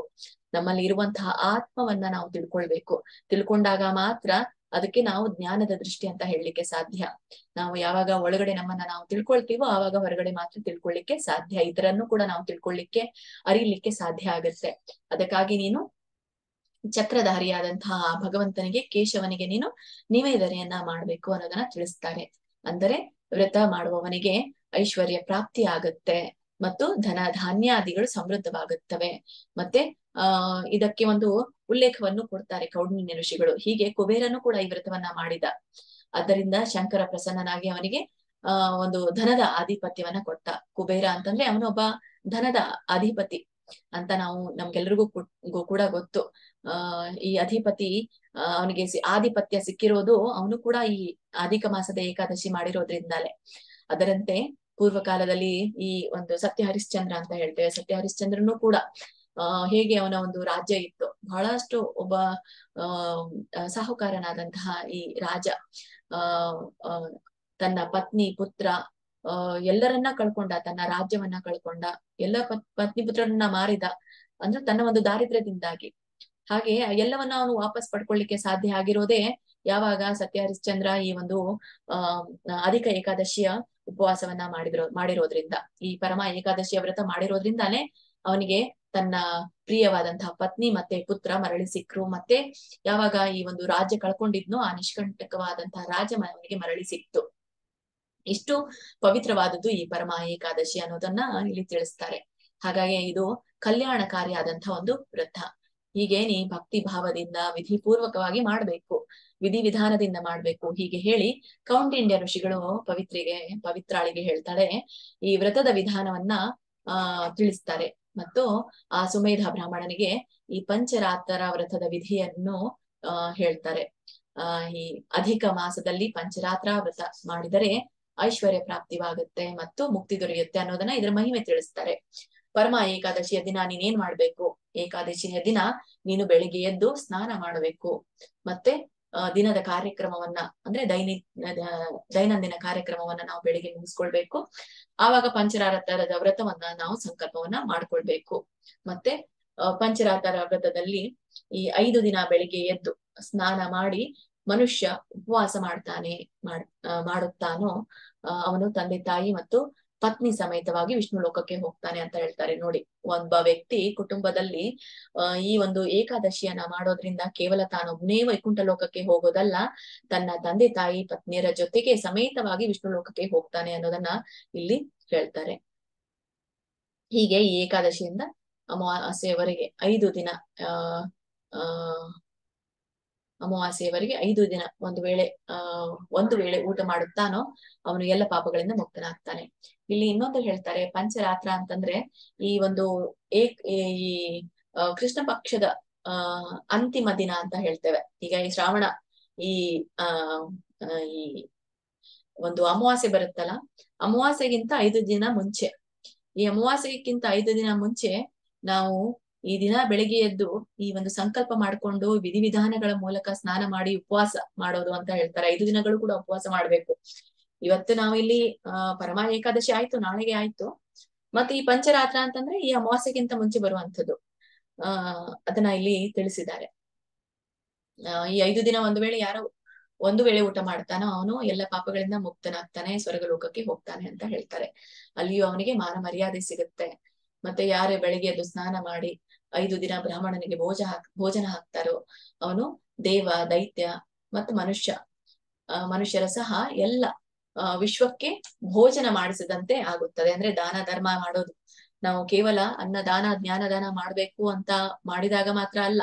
ಈ ಒಂದು ಪಂಚರಾತ್ರ ವಿಧಿವಿಧಾನದ ಪ್ರಕಾರ ಇಲ್ಲಿ ಹೇಳಿರುವ 5 ದಿನಗಳವರೆಗೂ ನಾವು ಯಾರು ಉಪವಾಸವನ್ನ ಒಂದು ಹೊತ್ತು ಉಪವಾಸವನ್ನ ಮಾಡಿ ಬ್ರಾಹ್ಮಣರಿಗೆ ಭೋಜನವನ್ನ ಹಾಕಿಸ್ತೀವೋ ಅಂತವರಿಗೆ ಈ ದೇವರಿಗೆ, ದೈತ್ಯರಿಗೆ, ಮನುಷ್ಯರಿಗೆ, ಇಡೀ ವಿಶ್ವಕ್ಕೇನೆ ನಾವು ಭೋಜನ ದಾನ ಮಾಡಿದಷ್ಟು ಪುಣ್ಯ ಒದಗುತ್ತಂತೆ. ಯೋಚನೆ ಮಾಡಿ, ಕೇವಲ ಈ ಒಂದು ವಿಧಾನದ ಮೂಲಕ. ಈಗ ಎಷ್ಟೋ ಜನರಿದ್ದಾರೆ, ದುಡ್ಡವನ್ನ ಕೀಳೋದಿಲ್ಲ, ಯಾರಿಗೂ ದುಡ್ಡನ್ನು ಕೂಡ ಕೊಡೋದಿಲ್ಲ. ಆದ್ರೆ ಈ ಒಂದು ಗ್ರಂಥಗಳಲ್ಲಿ ನಮ್ಗೆ ಎಷ್ಟೊಂದು ವಿಷಯಗಳನ್ನ ತಿಳಿಸುತ್ತೆ. ಈ ಕೇವಲ ವಿಧಿವಿಧಾನಗಳ ಮೂಲಕ ನಾವು ಈ ಒಂದು ಪುಣ್ಯವನ್ನ ಪಡ್ಕೊಳ್ಬಹುದು ಅಂತ. ಈ ಪುಣ್ಯಗಳೆಲ್ಲವೂ ಕೂಡ ಭಗವಂತನೆಡೆಗೆ ಹೋಗ್ಲಿಕ್ಕೆ ಮಾತ್ರ. ಆದ್ರೆ ಈ ಪುಣ್ಯದಿಂದ ನಾವು ಮತ್ತೆ ಸ್ವರ್ಗಕ್ಕೆ ಹೋಗಿ ಮತ್ತೆ ಮರಳಿ ಬರ್ಬೇಕಾಗತ್ತೆ. ದಯವಿಟ್ಟು ಇವುಗಳನ್ನ ಇದೇ ಪುಣ್ಯ ನನಗೆ ಬೇಕು ಅಂತ ಇವುಗಳಿಗೇನೆ ನೀವು ಲಿಪ್ತರಾಗಿ ಕೂಡ್ಲಿಕ್ಕೆ ಹೋಗ್ಬೇಡಿ. ಈ ಕೆಲವೊಂದು ಪುಣ್ಯಗಳು ನಮ್ಗೆ ಹಾದಿ ಮಾಡಿಕೊಡುತ್ತೆ ಭಗವಂತನೆಡೆಗೆ ಹೋಗ್ಲಿಕ್ಕೆ. ಅದಕ್ಕೋಸ್ಕರ ನಾವು ಬಳಸ್ಕೊಳ್ಬೇಕು ವಿನಃ ನಮ್ಮ ಒಂದು ಇಚ್ಛೆಯನ್ನ ಪೂರ್ಣ ಮಾಡ್ಕೊಳ್ಳಿಕ್ಕೆ ಅಲ್ಲ. ಈ 5 ದಿನ ಯಾರು ಈ ಶುದ್ಧ ಮನಸ್ಸಿನಿಂದ ಈ ಒಂದು ತುಂಬಿದ ಒಂದು ಕುಂಭ ಅಂತ ಹೇಳ್ತೇವೆ, ಆ ತುಂಬಿದ ಕುಂಭವನ್ನ ಬ್ರಾಹ್ಮಣನಿಗೆ ಕೊಡ್ತಾನೋ ಎಲ್ಲ ಚರಾಚರವಾದ ಬ್ರಹ್ಮಾಂಡವೇ ದಾನ ಕೊಟ್ಟಂತೆ ಆಗತ್ತೆ ಅಂತ ಹೇಳ್ತಾರೆ. ಅಂದ್ರೆ ಬ್ರಹ್ಮಾಂಡ ಆಕ್ಚುಲಿ ಭಗವಂತನಿಗೆ ಸಂಬಂಧಪಟ್ಟಿರೋದು. ಆದ್ರೆ ನಾವು ಈ ಕುಂಭದಲ್ಲಿರುವಂತಹ ನೀರನ್ನ ದಾನ ಒಬ್ಬ ಬ್ರಾಹ್ಮಣನಿಗೆ ಮಾಡಿದ್ರೆ ಒಂದು ಬ್ರಹ್ಮಾಂಡವನ್ನ ದಾನ ಮಾಡಿಕೊಟ್ಟಂತೆ ಆಗುತ್ತಂತೆ. ಯೋಚನೆ ಮಾಡಿ, ಅದು ಬ್ರಹ್ಮಾಂಡ ಯಾರಿಗೂ ಸಂಬಂಧಪಟ್ಟಿಲ್ಲ ಭಗವಂತನನ್ನ ಬಿಟ್ಟು. ಸೊ ನಾವು ಈ ತರ ಒಂದು ಪುಣ್ಯ ಮಾಡ್ತೀವಿ ಅಂತಂದ್ರೆ ಎಣಿಸ್ಲಿಕ್ಕೂ ಆಗಲ್ಲ. ಕೆಲವೊಂದು ವಿಷಯಗಳು ನಮ್ಗೆ ಇಲ್ಲಿಂದ ಗೊತ್ತಾಗುತ್ತೆ. ಎಲೆ ಪವಿತ್ರಳೆ, ಈ ಪಂಚರಾತ್ರ ವ್ರತದಲ್ಲಿ ಯಾವ ಮನುಷ್ಯನು ವಿದ್ವಾನ್ ಬ್ರಾಹ್ಮಣನಿಗೆ ತಿಲಪಾತ್ರ ದಾನ ಮಾಡುತ್ತಾನೋ, ತಿಲಪಾತ್ರ ಅಂತಂದ್ರೆ ಎಳ್ಳಿನ ಒಂದು ಪಾತ್ರೆ ದಾನ ಮಾಡ್ತಾನೋ ಆ ಮನುಷ್ಯನು ಆ ತಿಲಪಾತ್ರದಲ್ಲಿ ಎಷ್ಟು ಎಳ್ಳು ಇರುತ್ತದೆಯೋ ಅಷ್ಟು ವರ್ಷ ಸ್ವರ್ಗ ಲೋಕದಲ್ಲಿ ಇರ್ತಾನಂತೆ. ನೋಡಿ, ಅಂದ್ರೆ ಅವ್ರಿಗೆ ದಾರಿದ್ರ್ಯ ಬಂದಿತ್ತು. ದಾರಿದ್ರ್ಯ ಬರೋದ್ರಿಂದ ಅವ್ರು ದಾನ ಮಾಡಿರ್ಲಿಲ್ಲ. ಯಾಕೆ ಮಾಡಿರ್ಲಿಲ್ಲ? ಹಿಂದಿನ ಜನ್ಮದಲ್ಲಿ ದಾನ ಮಾಡಿರ್ಲಿಲ್ಲ. ಮತ್ತೆ ಹಿಂದಿನ ಜನ್ಮದಲ್ಲಿ ದಾನ ಮಾಡಿರ್ಲಿಲ್ಲ ಅಂತಂದ್ರೆ ಈ ಜನ್ಮದಲ್ಲಿ ದಾನ ಮಾಡೋದು ಹೇಗೆ ಅನ್ನೋದು ಪ್ರಶ್ನೆ. ಯಾಕಂದ್ರೆ ಹಿಂದಿನ ಜನ್ಮದಲ್ಲಿ ದಾನ ಮಾಡ್ಲಿಲ್ಲ ಅಂದ್ರೆ ಈ ಜನ್ಮದಲ್ಲಿ ಕೂಡ ನಾವು ಈ ಒಂದು ಏಕಾದಶಿ ವ್ರತ ಮಾಡದಿದ್ರು ಕೂಡ ನಾವು ದಾನ ಮಾಡದೆ ಉಳ್ದು ಹೋಗ್ಬಿಡ್ತೇವೆ. ಯಾಕೆ ದಾನ ಮಾಡದೆ ಉಳ್ದು ಹೋಗ್ಬಿಡ್ತೇವೆ? ಯಾಕಂತಂದ್ರೆ ನಮ್ಗೆ ದಾನ ಮಾಡ್ಲಿಕ್ಕೆ ಏನು ಇಲ್ವೇ ಇಲ್ಲಲ್ಲ ನಮ್ಮ ಹತ್ರ, ದಾರಿದ್ರ್ಯ ಆಗೋಗ್ಬಿಟ್ಟಿದ್ದೇವಲ್ಲ. ಹಾಗಾಗಿ ಈ ಜನ್ಮದಲ್ಲೂ ಕೂಡ ನಮ್ಗೆ ದಾನ ಮಾಡ್ಲಿಕ್ಕೆ ಸಾಧ್ಯ ಆಗೋದಿಲ್ಲ. ಅದಕ್ಕಾಗಿ ಈ ಜನ್ಮದಲ್ಲಿ ನಾವು ದರಿದ್ರರಾದ್ರೂ ಕೂಡ ದಾನ ಮಾಡ್ಲಿಕ್ಕೆ ಇರುವಂತಹ ಏಕೈಕವಾದಂತಹ ವಿಧಾನ ಈ ಒಂದು ಪರಮ ಏಕಾದಶಿಯ ವಿಧಾನ. ಹೀಗೆ ನಾವು ಏನಾದ್ರೂ ಈ ಒಂದು ತಿಲಪಾತ್ರ ಅಂತ ಹೇಳ್ತೇವೆ, ಎಷ್ಟು ಎಳ್ಳು ಆ ಒಂದು ಪಾತ್ರೆಯಲ್ಲಿ ಇರುತ್ತೋ ಅದನ್ನ ನಾವು ವಿದ್ವಾನ ಬ್ರಾಹ್ಮಣರಿಗೆ ಅದನ್ನ ದಾನ ಮಾಡಿದ್ರೆ ಅದರಲ್ಲಿ ಎಷ್ಟು ಎಳ್ಳು ಇರುತ್ತೋ ಅಷ್ಟು ವರ್ಷ ನಾವು ಸ್ವರ್ಗ ಲೋಕಕ್ಕೆ ಅಷ್ಟು ವರ್ಷ ನಾವು ಸ್ವರ್ಗ ಲೋಕದಲ್ಲಿ ಇರ್ತೀವಂತೆ. ಯಾವ ಮನುಷ್ಯ ಈ 5 ದಿವಸ ಸ್ನಾನ ಮಾಡಿ ಮೊಸರು ತುಂಬಿದ ಪಾತ್ರೆಯನ್ನ ದಿನಾಲು ದಾನ ಕೊಡ್ತಾನೋ ಅವನಿಗೆ ಈ ಪೃಥ್ವಿಯ ಮೇಲೆ ಐಶ್ವರ್ಯ ಪ್ರಾಪ್ತಿ ಆಗುತ್ತೆ. ನೋಡಿ, 5 ದಿವಸ ಸ್ನಾನ ಮಾಡಿ ಮೊಸರು ತುಂಬಿದ ಪಾತ್ರೆಯನ್ನ ಯಾರು ಕೊಡ್ತಾರೋ, ಮೊಸರು ತುಂಬಿದ ಪಾತ್ರೆಯನ್ನ ಕೂಡ ದಾನ ಮಾಡ್ಬೇಕಂತೆ, ಅವರು ಈ ಪೃಥ್ವಿಯ ಮೇಲೆ, ಈ ಭೂಮಿ ಮೇಲೆ ಐಶ್ವರ್ಯ ಪ್ರಾಪ್ತಿ ಆಗತ್ತೆ ಅಂತ ಹೇಳ್ತಾರೆ. ಸೂರ್ಯ ಲೋಕದಲ್ಲಿಯೂ ಅವನ ಮಹಿಮೆ ಕೊಂಡಾಡಲಾಗತ್ತೆ. ಯಾವ ಮನುಷ್ಯನು ಈ 5 ದಿವಸದಲ್ಲಿ ಬ್ರಹ್ಮಚರ್ಯವನ್ನ ಪಾಲಿಸ್ತಾನೋ ಅವನು ಆನಂದದಿಂದ ಸ್ವರ್ಗ ಲೋಕದಲ್ಲಿ ಅಪ್ಸರೆಯ ಸಹಿತ ಎಲ್ಲ ಸುಖೋಪಭೋಗಗಳನ್ನ ಅನುಭವಿಸ್ತಾನೆ ಅಂತ ಹೇಳ್ತಾರೆ. ಅಪ್ಸರೆಯ ಸಲುವಾಗಿ ಈ ಒಂದು ಉಪವಾಸವನ್ನ ಮಾಡ್ಬೇಡಿ, ಸುಖ ಭೋಗಕ್ಕಾಗೂ ಕೂಡ ಮಾಡ್ಬೇಡಿ. ಕೇವಲ ತಿಳ್ಕೊಳ್ಳಿ, ಇಷ್ಟೊಂದು ಭಗವಂತ ನಮ್ಗೆ ಕರುಣೆ ಅಂತ ಹೇಳ್ಬೋದು. ನಾವು ಇದನ್ನ ಎಲ್ಲರಿಗೂ ಭಗವಂತನ ಕರುಣೆ ಅಂತ ಹೇಳ್ಬೋದು. ಯಾಕಂದ್ರೆ ನೀ ಹೋದ್ ಜನ್ಮದಲ್ಲಿ ಮಾಡಿಲ್ಲ, ಈ ಜನ್ಮದಲ್ಲಾದ್ರೂ ಮಾಡು ಅಂತ ಹೇಳಲಿಕ್ಕೆ ಇರುವಂತಹ ಏಕಾದಶಿ ಮಹಿಮೆ ಇದು. ಹೀಗೆ ನೀನು ಪತಿ ಸಮೇತವಾದಂತವಾಗಿ ಈ ಒಂದು ಅಂದ್ರೆ ನಿನ್ನ ಪತಿ ಜೊತೆಗೆ ಈ ಒಂದು ಪಂಚರಾತ್ರ ವ್ರತವನ್ನು ಕೂಡ ಮಾಡು ಅಂತ ಹೇಳ್ತಾರೆ. ಅಂದ್ರೆ ಇಲ್ಲಿ ನಮ್ಗೆ 2 ವಿಧಿವಿಧಾನ ಗೊತ್ತಾಗ್ತಾ ಇದೆ. ಒಂದು ಈ ಪರಮ ಏಕಾದಶಿಯದ್ದು, ಇನ್ನೊಂದು ಪಂಚರಾತ್ರ ವ್ರತ ಅನ್ನೋದು. ಹೀಗೆ ವಿಧಿಪೂರ್ವಕವಾಗಿ ನೀನು ಮಾಡು ಅಂದ್ರೆ ನಿನಗೆ ಧನ ಧಾನ್ಯ ಸಹ ಐಶ್ವರ್ಯ ಸಿಗುತ್ತೆ, ಮತ್ತೆ ನೀನು ಪತಿ ಸಂಗಡ ಸ್ವರ್ಗಲೋಕಕ್ಕೆ ಹೋಗ್ತೀಯಾ ಅಂತ ಕೌಂಡಿನ್ಯ ಋಷಿಗಳು ಪವಿತ್ರಳಿಗೆ ಹೇಳ್ತಾರೆ. ಮತ್ತೆ ಪತಿಯ ಸಂಗಡ ಸ್ನಾನ ಮಾಡಿ ಪವಿತ್ರ ಭಾವದಿಂದ ವಿಧಿಪೂರ್ವಕವಾಗಿ ನೀನು ಅಧಿಕ ಮಾಸದ ಏಕಾದಶಿಯ ವ್ರತ ಜೊತೆಗೆ ಪಂಚರಾತ್ರ ವ್ರತ ಇದು ಮುಗಿಲಿಕ್ಕೆ ಬಂದಾಗ, ಎಷ್ಟು ಬಹಳ ಸಮಯ ಉಳಿಲಿಲ್ಲ, ಇನ್ನು 12 ದಿನ ಅನ್ಸುತ್ತೆ. ಈ 5 ದಿನ ಬಿಟ್ಟು ನೋಡಿ, ನಾನು ಹೇಳ್ತೇನೆ ನಿಮ್ಗೆ ಸಮಯ. ಪಂಚರಾತ್ರ ವ್ರತ 5 ದಿನ ಬರುತ್ತೆ. ಸೊ ಈ 2 ಕೂಡ ಮಾಡೋದ್ರಿಂದ ಈ ವ್ರತ ಪೂರ್ಣವಾಗುತ್ತಲೇ ಶ್ರೀ ಮಹಾಲಕ್ಷ್ಮಿಯು ಬಂದು ಬ್ರಾಹ್ಮಣನಿಗೆ ಅಂದ್ರೆ ಅವಳು ಪೂರ್ಣ ಮಾಡ್ತಾಳಂತೆ, ಗಂಡ ಹೆಂಡತಿ ಇಬ್ರು ಕೂಡ ಪೂರ್ಣ ಮಾಡ್ತಾರೆ. ಅವಾಗ ಆ ಬ್ರಾಹ್ಮಣನ ಮನೆಗೆ ಲಕ್ಷ್ಮಿ ಬರ್ತಾಳೆ. ಹೇ ಬ್ರಾಹ್ಮಣ ಉತ್ತರನೇ, ದಂಪತಿಗಳಿಬ್ರು ಕೂಡ ವಿಧಿಪೂರ್ವಕವಾಗಿ ಈ ಏಕಾದಶಿ ವ್ರತವನ್ನ ನೀವು ಆಚರಿಸಿದ್ದೀರಾ, ಅದರಿಂದ ನಾನು ತುಂಬಾ ಪ್ರಸನ್ನಳಾಗಿದ್ದೇನೆ. ಇನ್ನು ನಿಮ್ಮ ದಾರಿದ್ರ್ಯವನ್ನ ನಾನು ನಾಶ ಮಾಡ್ತೇನೆ, ಮತ್ತೆ ಜೊತೆಗೆ ಸುಖ ಸಂಪತ್ತನ್ನು ಕೂಡ ನೀವು ಪಡಿತೀರಿ, ಆನಂದದಿಂದ ಇರ್ತೀರಿ ಅನ್ನುವಂಥ ವರವನ್ನ ಅವಳು ಕೊಡ್ತಾಳೆ. ಮಹಾಲಕ್ಷ್ಮಿ ವರ ಪ್ರಸಾದದಿಂದ ಅವರು ರಾಜಪುತ್ರನು ರಾಜವಾಡೆಯಿಂದ ಹೊರಗೆ ಬಂದು ತಮ್ಮ ಕಡೆಗೆ ಬರುತ್ತಿರುತ್ತಾನೆ ಹೀಗೆ ಕಂಡರು. ಅಂತಂದ್ರೆ ಅಂದ್ರೆ ಒಂದು ರಾಜ್ಯವನ್ನ ಪಡಿತಾರೆ. ರಾಜವಾಡೆಯಿಂದ ತಾವು ಇಬ್ರು ಕೂಡ ಹೊರಗೆ ಬರ್ತಾ ಇರ್ತಾರೆ, ಆ ತರ ಅವರು ಕಾಣ್ತಾರೆ. ಆ ದಂಪತಿಗಳ ಭಾಗ್ಯದಿಂದಲೇ ರಾಜಪುತ್ರನಿಗೆ ಪ್ರೇರಣೆ ಆಯಿತು. ರಾಜಪುತ್ರನು ಈ ದಂಪತಿಗಳಿಗೆ ಸಂಸಾರಕ್ಕೆ ಬೇಕಾಗುವ ಎಲ್ಲ ಒಂದು ಸಾಹಿತ್ಯ ಸಹಿತವಾಗಿ ತುಂಬಿದ ರಾಜವಾಡೆಯನ್ನೇ ಕೊಡ್ತಾನೆ. ಯಾರು? ಆ ರಾಜಪುತ್ರ ಕೊಡ್ತಾನೆ ಇವರಿಗೆ. ತುಂಬಿದ ಪ್ರಜೆಗಳ ಸಹಿತ ತುಂಬಿದ ಐಶ್ವರ್ಯ ಸಹಿತ ರಾಜವಾಡೆಯನ್ನ ಕೊಡ್ತಾರೆ. ಈಗ ಒಬ್ಬ ಕ್ಷತ್ರಿಯನಿಗೆ ಒಂದು ರಾಜ್ಯ ಸಿಗ್ಬೇಕು ಅಂತಂದ್ರೆ ಅವರು ಬೇರೆಯವರ ಮೇಲೆ ಆಕ್ರಮಣ ಮಾಡಿ ಆ ಒಂದು ರಾಜ್ಯ ಗೆದ್ದಾಗ ಮಾತ್ರ ಅವರಿಗೆ ಆ ರಾಜ್ಯದ ಒಂದು ಸುಖ ಸಂಪತ್ತು ಕಲ್ಪಿಸಲಾಗತ್ತೆ. ಆದ್ರೆ ಇಲ್ಲಿ ಅವನು ಕ್ಷತ್ರಿಯನಾಗದೆ ಈ ಬ್ರಾಹ್ಮಣನಿಗೆ ಒಂದು ರಾಜವಾಡೆ ಸಿಗುತ್ತೆ ಅನ್ನೋದನ್ನ ಇಲ್ಲಿ ನಮ್ಗೆ ತಿಳಿಸ್ತಾ ಇದ್ದಾರೆ. ಒಂದು ರಾಜ್ಯ ಅಲ್ಲ, ರಾಜವಾಡೆ ಸಿಗುತ್ತೆ ಅಂತ ಹೇಳ್ತಾ ಇದ್ದಾರೆ. ಹೀಗೆ ಅವರನ್ನು ವಿಧಿಪೂರ್ವಕವಾಗಿ ವಾಸಿಸುವಂತೆ ಮಾಡಿದನು. ಹೀಗೆ ಪರಮ ಮತ್ತು ಪರ ಎಂಬ ಏಕಾದಶಿ ದಿನ ಭಕ್ತಿ ಭಾವದಿಂದ ನಾವು ಉಪವಾಸವನ್ನ ಮಾಡ್ಬೇಕು ಅಂತ ಹೇಳ್ತಾರೆ. ಮತ್ತೆ ಕೊನೆಯದಾಗಿ ಶ್ರೀಕೃಷ್ಣ ಯುಧಿಷ್ಠರಿಗೆ ಹೇಳ್ತಾರೆ, ಹೇ ಧರ್ಮರಾಜ, ಅಧಿಕ ತಿಂಗಳಲ್ಲಿಯ ಈ ಕೃಷ್ಣ ಪಕ್ಷದ ಏಕಾದಶಿಯನ್ನ ಮತ್ತೆ ಜೊತೆಗೆ ಪಂಚರಾತ್ರ ವ್ರತ ಉಪೋಷಣದಿಂದ ಮಾಡೋದ್ರಿಂದ ಬಹಳಷ್ಟು ಪುಣ್ಯ ಒದಗುತ್ತೆ.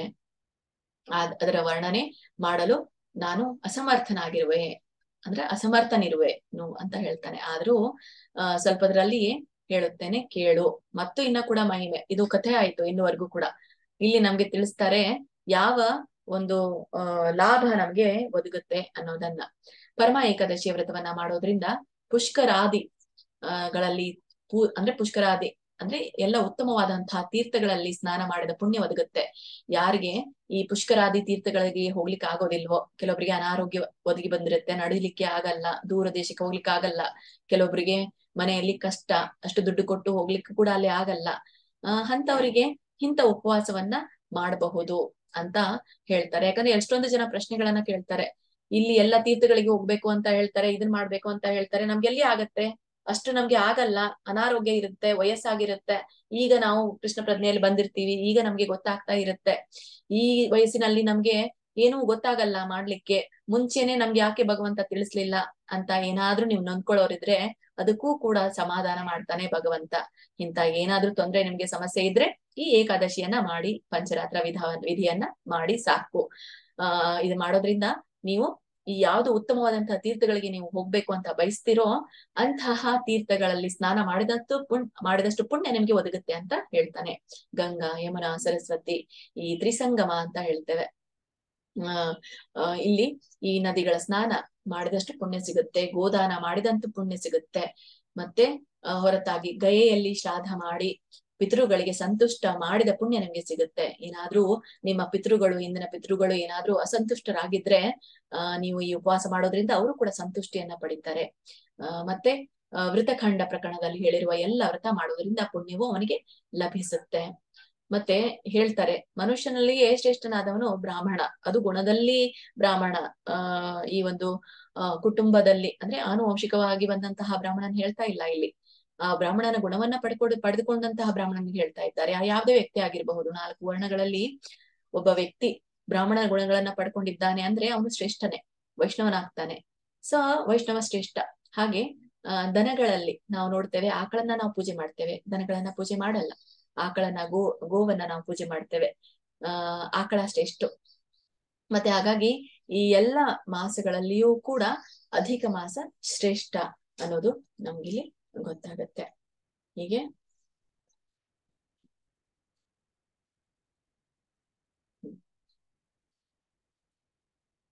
ಶ್ರೇಷ್ಠ. ಎಲ್ಲ ದೇವರಲ್ಲಿಯೂ ಇಂದ್ರನು ಶ್ರೇಷ್ಠನು. ಅದರಲ್ಲಿ ಅಧಿಕ ತಿಂಗಳಲ್ಲಿ ಶ್ರೇಷ್ಠ ಅಂತಂದ್ರೆ ಅವನೇ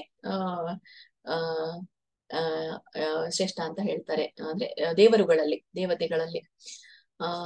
ಅದರಲ್ಲಿ ಅಧಿಕ ತಿಂಗಳಲ್ಲಿ ಕೊನೆಯ 5 ದಿವಸ ಮಹಾಪಾತಕಗಳನ್ನ ನಾಶ ಮಾಡುವಂತದ್ದಾಗಿದೆ. ಈಗ ಏನು ನೀವು ಒಂದು ಪುರುಷೋತ್ತಮ ಮಾಸವನ್ನ ನೋಡಿದ್ರು, ಈ ಪುರುಷೋತ್ತಮ ಮಾಸದ ಕೊನೆಯ 5 ದಿವಸ ಏನಿದೆ ಅಲ್ಲ, ಅವು ಮಹಾಪಾತಕಗಳನ್ನ ನಾಶ ಮಾಡುವಂಥದ್ದು ಅಂತ ಹೇಳ್ತಾರೆ. ಮಹಾಪಾತಕ ಎಷ್ಟೇ ಪಾತಕ ಅಲ್ಲ, ಮಹಾಪಾತಕವನ್ನ ನಾಶ ಮಾಡುತ್ತೆ. ಈ ಪಂಚರಾತ್ರದಲ್ಲಿಯ ಪರಮಾ ಏಕಾದಶಿ ಮತ್ತು ಶುಕ್ಲ ಪಕ್ಷದ ಪದ್ಮಿನಿ ಏಕಾದಶಿ ಎಲ್ಲ ಪಾಪ ನಾಶ ಮಾಡುವಂಥದ್ದು ಇರುವುದು. ಹಾಗಾಗಿ ಒಬ್ಬ ಜ್ಞಾನಿ, ಜಾಣ ವ್ಯಕ್ತಿ ಈ ಏಕಾದಶಿಯನ್ನ ಬಿಡೋದಿಲ್ಲ, ಅವಶ್ಯವಾಗಿ ಮಾಡ್ತಾನೆ.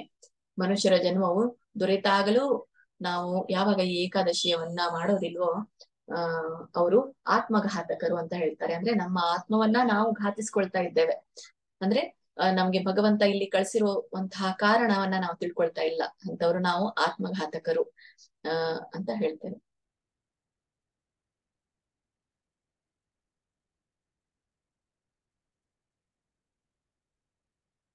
ಜನ್ಮವು ಅಂದ್ರೆ ಮನುಷ್ಯನ ಜನ್ಮ ದೊರೆತಾಗಲೂ ಕೂಡ ಅಧಿಕ ಮಾಸವನ್ನ ನಾವು ಸ್ನಾನ ಮಾಡದೆ ಏಕಾದಶಿ ವ್ರತವನ್ನ ಯಾರು ಮಾಡೋದಿಲ್ವೋ ಅವನು ಆತ್ಮಘಾತಕನಾಗ್ತಾನೆ. ಮತ್ತೆ ಪ್ರಾಣಿಯು 84 ಲಕ್ಷ ಯೋನಿಗಳಲ್ಲಿ ತಿರುಗಿ ಪೂರ್ವ ಜನ್ಮದ ಪುಣ್ಯನಿಂದ ಅವನಿಗೆ ದುರ್ಲಭವಾದ ಮನುಷ್ಯ ಜನ್ಮ ದೊರೆಯುತ್ತದೆ. ಅಂದ್ರೆ ನೋಡಿ, ಮನುಷ್ಯ ಜನ್ಮ ಎಷ್ಟು ದುರ್ಲಭ ಅನ್ನೋದನ್ನು ಕೂಡ ಹೇಳ್ತಾರೆ. 84 ಲಕ್ಷ ಜೀವರಾಶಿಗಳಿದೆ. ಈ 84 ಲಕ್ಷ ಜೀವರಾಶಿಗಳ ಯೋನಿಯಲ್ಲಿ ನಾವು ಪುನರ್ಜನ್ಮ ಪಡಿತೀವಿ. ಪೂರ್ವ ಜನ್ಮ ಪಡೆದ ಮೇಲೆ ನಮಗೆ ಈ ಒಂದು ಮನುಷ್ಯ ಜನ್ಮ ಅನ್ನೋದು ದೊರೆಯೋದು. ಸೊ ಹಾಗಾಗಿ ಬಹಳ ದುರ್ಲಭ. ಮತ್ತೆ ನಾವು 84 ಲಕ್ಷ ಯೋನಿಯನ್ನ ದಾಟಬೇಕು, ಮತ್ತೆ ನಮ್ಗೆ ಮನುಷ್ಯ ಜನ್ಮ ಬರ್ಬೇಕು ಅಂತಂದ್ರೆ. ಅದಕ್ಕೋಸ್ಕರ ಮನುಷ್ಯ ಜನ್ಮದಲ್ಲಿ ಈಗ ಇರುವಂತಹ ಮನುಷ್ಯ ಜನ್ಮದಲ್ಲಿಯೇ ನಾವು ಪರಮ ಏಕಾದಶಿಯನ್ನ, ಈ ಕಲ್ಯಾಣಕಾರಕ ವ್ರತವನ್ನ ಅವಶ್ಯವಾಗಿ ನಾವು ಮಾಡಬೇಕು ಅನ್ನೋದನ್ನ ಕೃಷ್ಣ ಧರ್ಮರಾಜನ್ಗೆ ತಿಳಿಸ್ತಾನೆ. ಹೀಗೆ ಈ ಒಂದು ಪರಮ ಏಕಾದಶಿ ಮಹಾತ್ಮೆ ನಿನಗೆ ಹೇಳಿದೆ. ಈ ಪೃಥ್ವಿಯ ಮೇಲೆ ಅಧಿಕ ಮಾಸವನ್ನ ಯಾವ ಜನರು ಭಕ್ತಿಭಾವದಿಂದ ವಿಧಿಪೂರ್ವಕ ಪರಮ ಏಕಾದಶಿ ವ್ರತವನ್ನ ಮಾಡ್ತಾರೋ ಅವರು ಸ್ವರ್ಗದಲ್ಲಿ, ಅಂದ್ರೆ ಯಾರಂತೆ ಸುಮೇಧನಂತೆಯೇ ಐಶ್ವರ್ಯವನ್ನ ಭೋಗಿಸ್ತಾರೆ. ಅನಂತರ ತ್ರಿಭುವನದಲ್ಲಿ ವಂದನೀಯವಾದ ವೈಕುಂಠಕ್ಕೆ ಹೋಗ್ತಾರೆ ಅನ್ನೋದನ್ನ ತಿಳಿಸ್ತಾರೆ. ಆದ ಕಾರಣ ಎಲೆ ಧರ್ಮರಾಜ, ನೀನು ಈ ಪರಮ ಏಕಾದಶಿಯನ್ನ ಶುಭ್ರ ವ್ರತ ಮಾಡು ಅಂತ ಹೇಳ್ತಾರೆ. ಈ ಪರಮ ಏಕಾದಶಿ ವ್ರತ ಮಾಡೋದ್ರಿಂದ ನಮ್ಗೆ ಮಾಡೋದ್ರಿಂದ ಮತ್ತೆ ಜೊತೆಗೆ ಓದೋದ್ರಿಂದ ಕೇಳೋದ್ರಿಂದ 1000 ಗೋದಾನ ಮಾಡಿದಷ್ಟು ಪುಣ್ಯ ಫಲ ನಮ್ಗೆ ಒದಗುತ್ತೆ ಅನ್ನೋದನ್ನು ಕೂಡ ನಾವು ಈ ಒಂದು ಏಕಾದಶಿಯ ವ್ರತ ವಿಧಾನದಿಂದ ನಾವು ತಿಳಿದುಕೊಂಡ್ವಿ. ಹೀಗೆ ಅಧಿಕ ಮಾಸ ಪರಮ ಏಕಾದಶಿಯ ಮಹಾತ್ಮೆ ಸಂಪೂರ್ಣವಾಯಿತು. ಇದೆಲ್ಲವನ್ನು ಕೂಡ ನಾವು ಕೃಷ್ಣನಿಗೆ ಅರ್ಪಿಸುತ್ತಾ ಇವತ್ತಿನ ಈ ಏಕಾದಶಿಯ ಒಂದು ಸಮಯ ಪೂರ್ಣ ಆಯಿತು. ನಾನು ನೋಡೇ ಇಲ್ಲ. ಹರೇ ಕೃಷ್ಣ. ಹೀಗೆ ಈ ಒಂದು ಏಕಾದಶಿಯ ಕುರಿತು ನಿಮ್ಗೆ ಏನಾದ್ರೂ ಚರ್ಚೆ ಇದ್ರೆ ಅಥವಾ ಏಕಾದಶಿಯ ಕುರಿತಾಗಿ ಯಾರಿಗಾದ್ರೂ ಪ್ರಶ್ನೆಗಳಿದ್ರೆ ನೀವು ಕೇಳಬಹುದು. ಹರೇ ಕೃಷ್ಣ. ಇಂದಿನ ತರಗತಿಗೆ ನಾವು ಅಲ್ಪ ವಿರಾಮವನ್ನ ಕೊಡೋಣ. ಇನ್ನೊಂದು ನಾವು ಅಧಿಕ ಮಾಸದ ವಿಶೇಷ ಫಲವನ್ನ ನಾವು ಓದ್ಬೇಕಿತ್ತು, ಆಗ್ಲಿಲ್ಲ. ಯಾಕಂದ್ರೆ ಇದಕ್ಕೆ ಸಮಯ ಆಗೋಗಿದೆ. ಆಕ್ಚುಲಿ ಇನ್ನೊಂದು ಕಥೆ ಇದೆ, ಇದನ್ನ ಓದಿದ್ವಿ ನಾವು ಈ ಪದ್ಮಿನಿ ಏಕಾದಶಿಯಲ್ಲಿ, ಅಧಿಕ ಮಾಸದ ಕೃಷ್ಣ ಪಕ್ಷದಲ್ಲಿ. ಅದು ಕೂಡ ಈ ಪದ್ಮ ಪುರಾಣದಲ್ಲಿ ಇದು ಪವಿತ್ರ ಪುರಾಣದಲ್ಲಿ ಹೇಳಲಾಗಿದೆ. ಮಾತಾಜಿ ಹರೇ ಕೃಷ್ಣ. ಹರೇ ಕೃಷ್ಣ. ಹಾ ಮಾತಾಜಿ. ಮುಗಿಲಿಕ್ ಬರ್ತದಲ್ಲ ಮಾತಾಜಿ, ಅಮಾವಾಸ್ಯೆ ಅವತ್ತಿನ ದಿವ್ಸ ಹೇಳಿ ಮಾತಾಜಿ. ಅವಾಗ ಹೇಳೋಣ. ಹಾಗೆ ಮಾಡೋಣ ಮಾತಾಜಿ. ಮುಗಿಲಿಕ್ಕೆ ಬಂದಾಗ ಈಗ 5 ದಿನಗಳಲ್ಲಿ ಅವ್ರು ಮಾಡ್ಬೇಕು ಮಾತಾಜಿ. ಈ ಅಮಾವಾಸ್ಯಕ್ಕಿಂತ ಏನು ಪುರುಷೋತ್ತಮ ಮಾಸ ಮುಗಿಯೋಕ್ಕಿಂತ ಮುಂಚೆ, ಅಮಾವಾಸ್ಯಕ್ಕಿಂತ ಮುಂಚೆ ಹಿಂದಿನ 5 ದಿನ ನೋಡಿ. ನಾಳೆಗೆ ಅಮಾವಾಸ್ಯೆ ಇದೆ ಅಂತಂದ್ರೆ ಹಿಂದೆ 5 ದಿನ ನಾವು ಮಾಡ್ಬೇಕು ಈ ಪಂಚವ್ರತವನ್ನ. ನೋಡೋಣ, ಅವಾಗ ಯೋಚನೆ ಮಾಡೋಣ ಮಾತಾಜಿ ಅದರ ಕುರಿತಾಗಿ. ಇನ್ನೂ 2 ವಿಶೇಷವಾದಂತಹ ಕಥೆಗಳಿದೆ ಈ ಪರಮ ಏಕಾದಶಿ ಎಂದು. ಈ ಪುಲತ್ಸ್ಯ ಮುನಿಯದಿದೆ. ಪುಲತ್ಸ್ಯ ಮುನಿಯು ಕೂಡ ಅದನ್ನ ಈಗ ಬೇಡ, ನೋಡೋಣ ಸಮಯ ಸಿಕ್ಕಾಗ ಮತ್ತೆ ಹೇಳೋಣ. ಈಗಾಗ ಆಲ್ರೆಡಿ ಸಮಯ ಆಗಿದೆ. ಇದರ ಕುರಿತಾಗಿ ಏನಾದ್ರೂ ನಿಮ್ಗೆ ಪ್ರಶ್ನೆಗಳಿದ್ರೆ ಕೇಳಬಹುದು. ಹರೇ ಕೃಷ್ಣ. ವಾಂಛಾಕಲ್ಪತರುಭ್ಯಶ್ಚ ಕೃಪಾ ಸಿಂಧುಭ್ಯ ಏವ ಚ ಪತಿತಾನಾಂ ಪಾವನೇಭ್ಯೋ ವೈಷ್ಣವೇಭ್ಯೋ ನಮೋ ನಮಃ. ಅನಂತ ಕೋಟಿ ವೈಷ್ಣವ ವೃಂದ ಕಿ ಜೈ. ಶ್ರೀಲ ಪ್ರಭುಪಾದ ಕಿ ಜೈ. ಹರೇ ಕೃಷ್ಣ.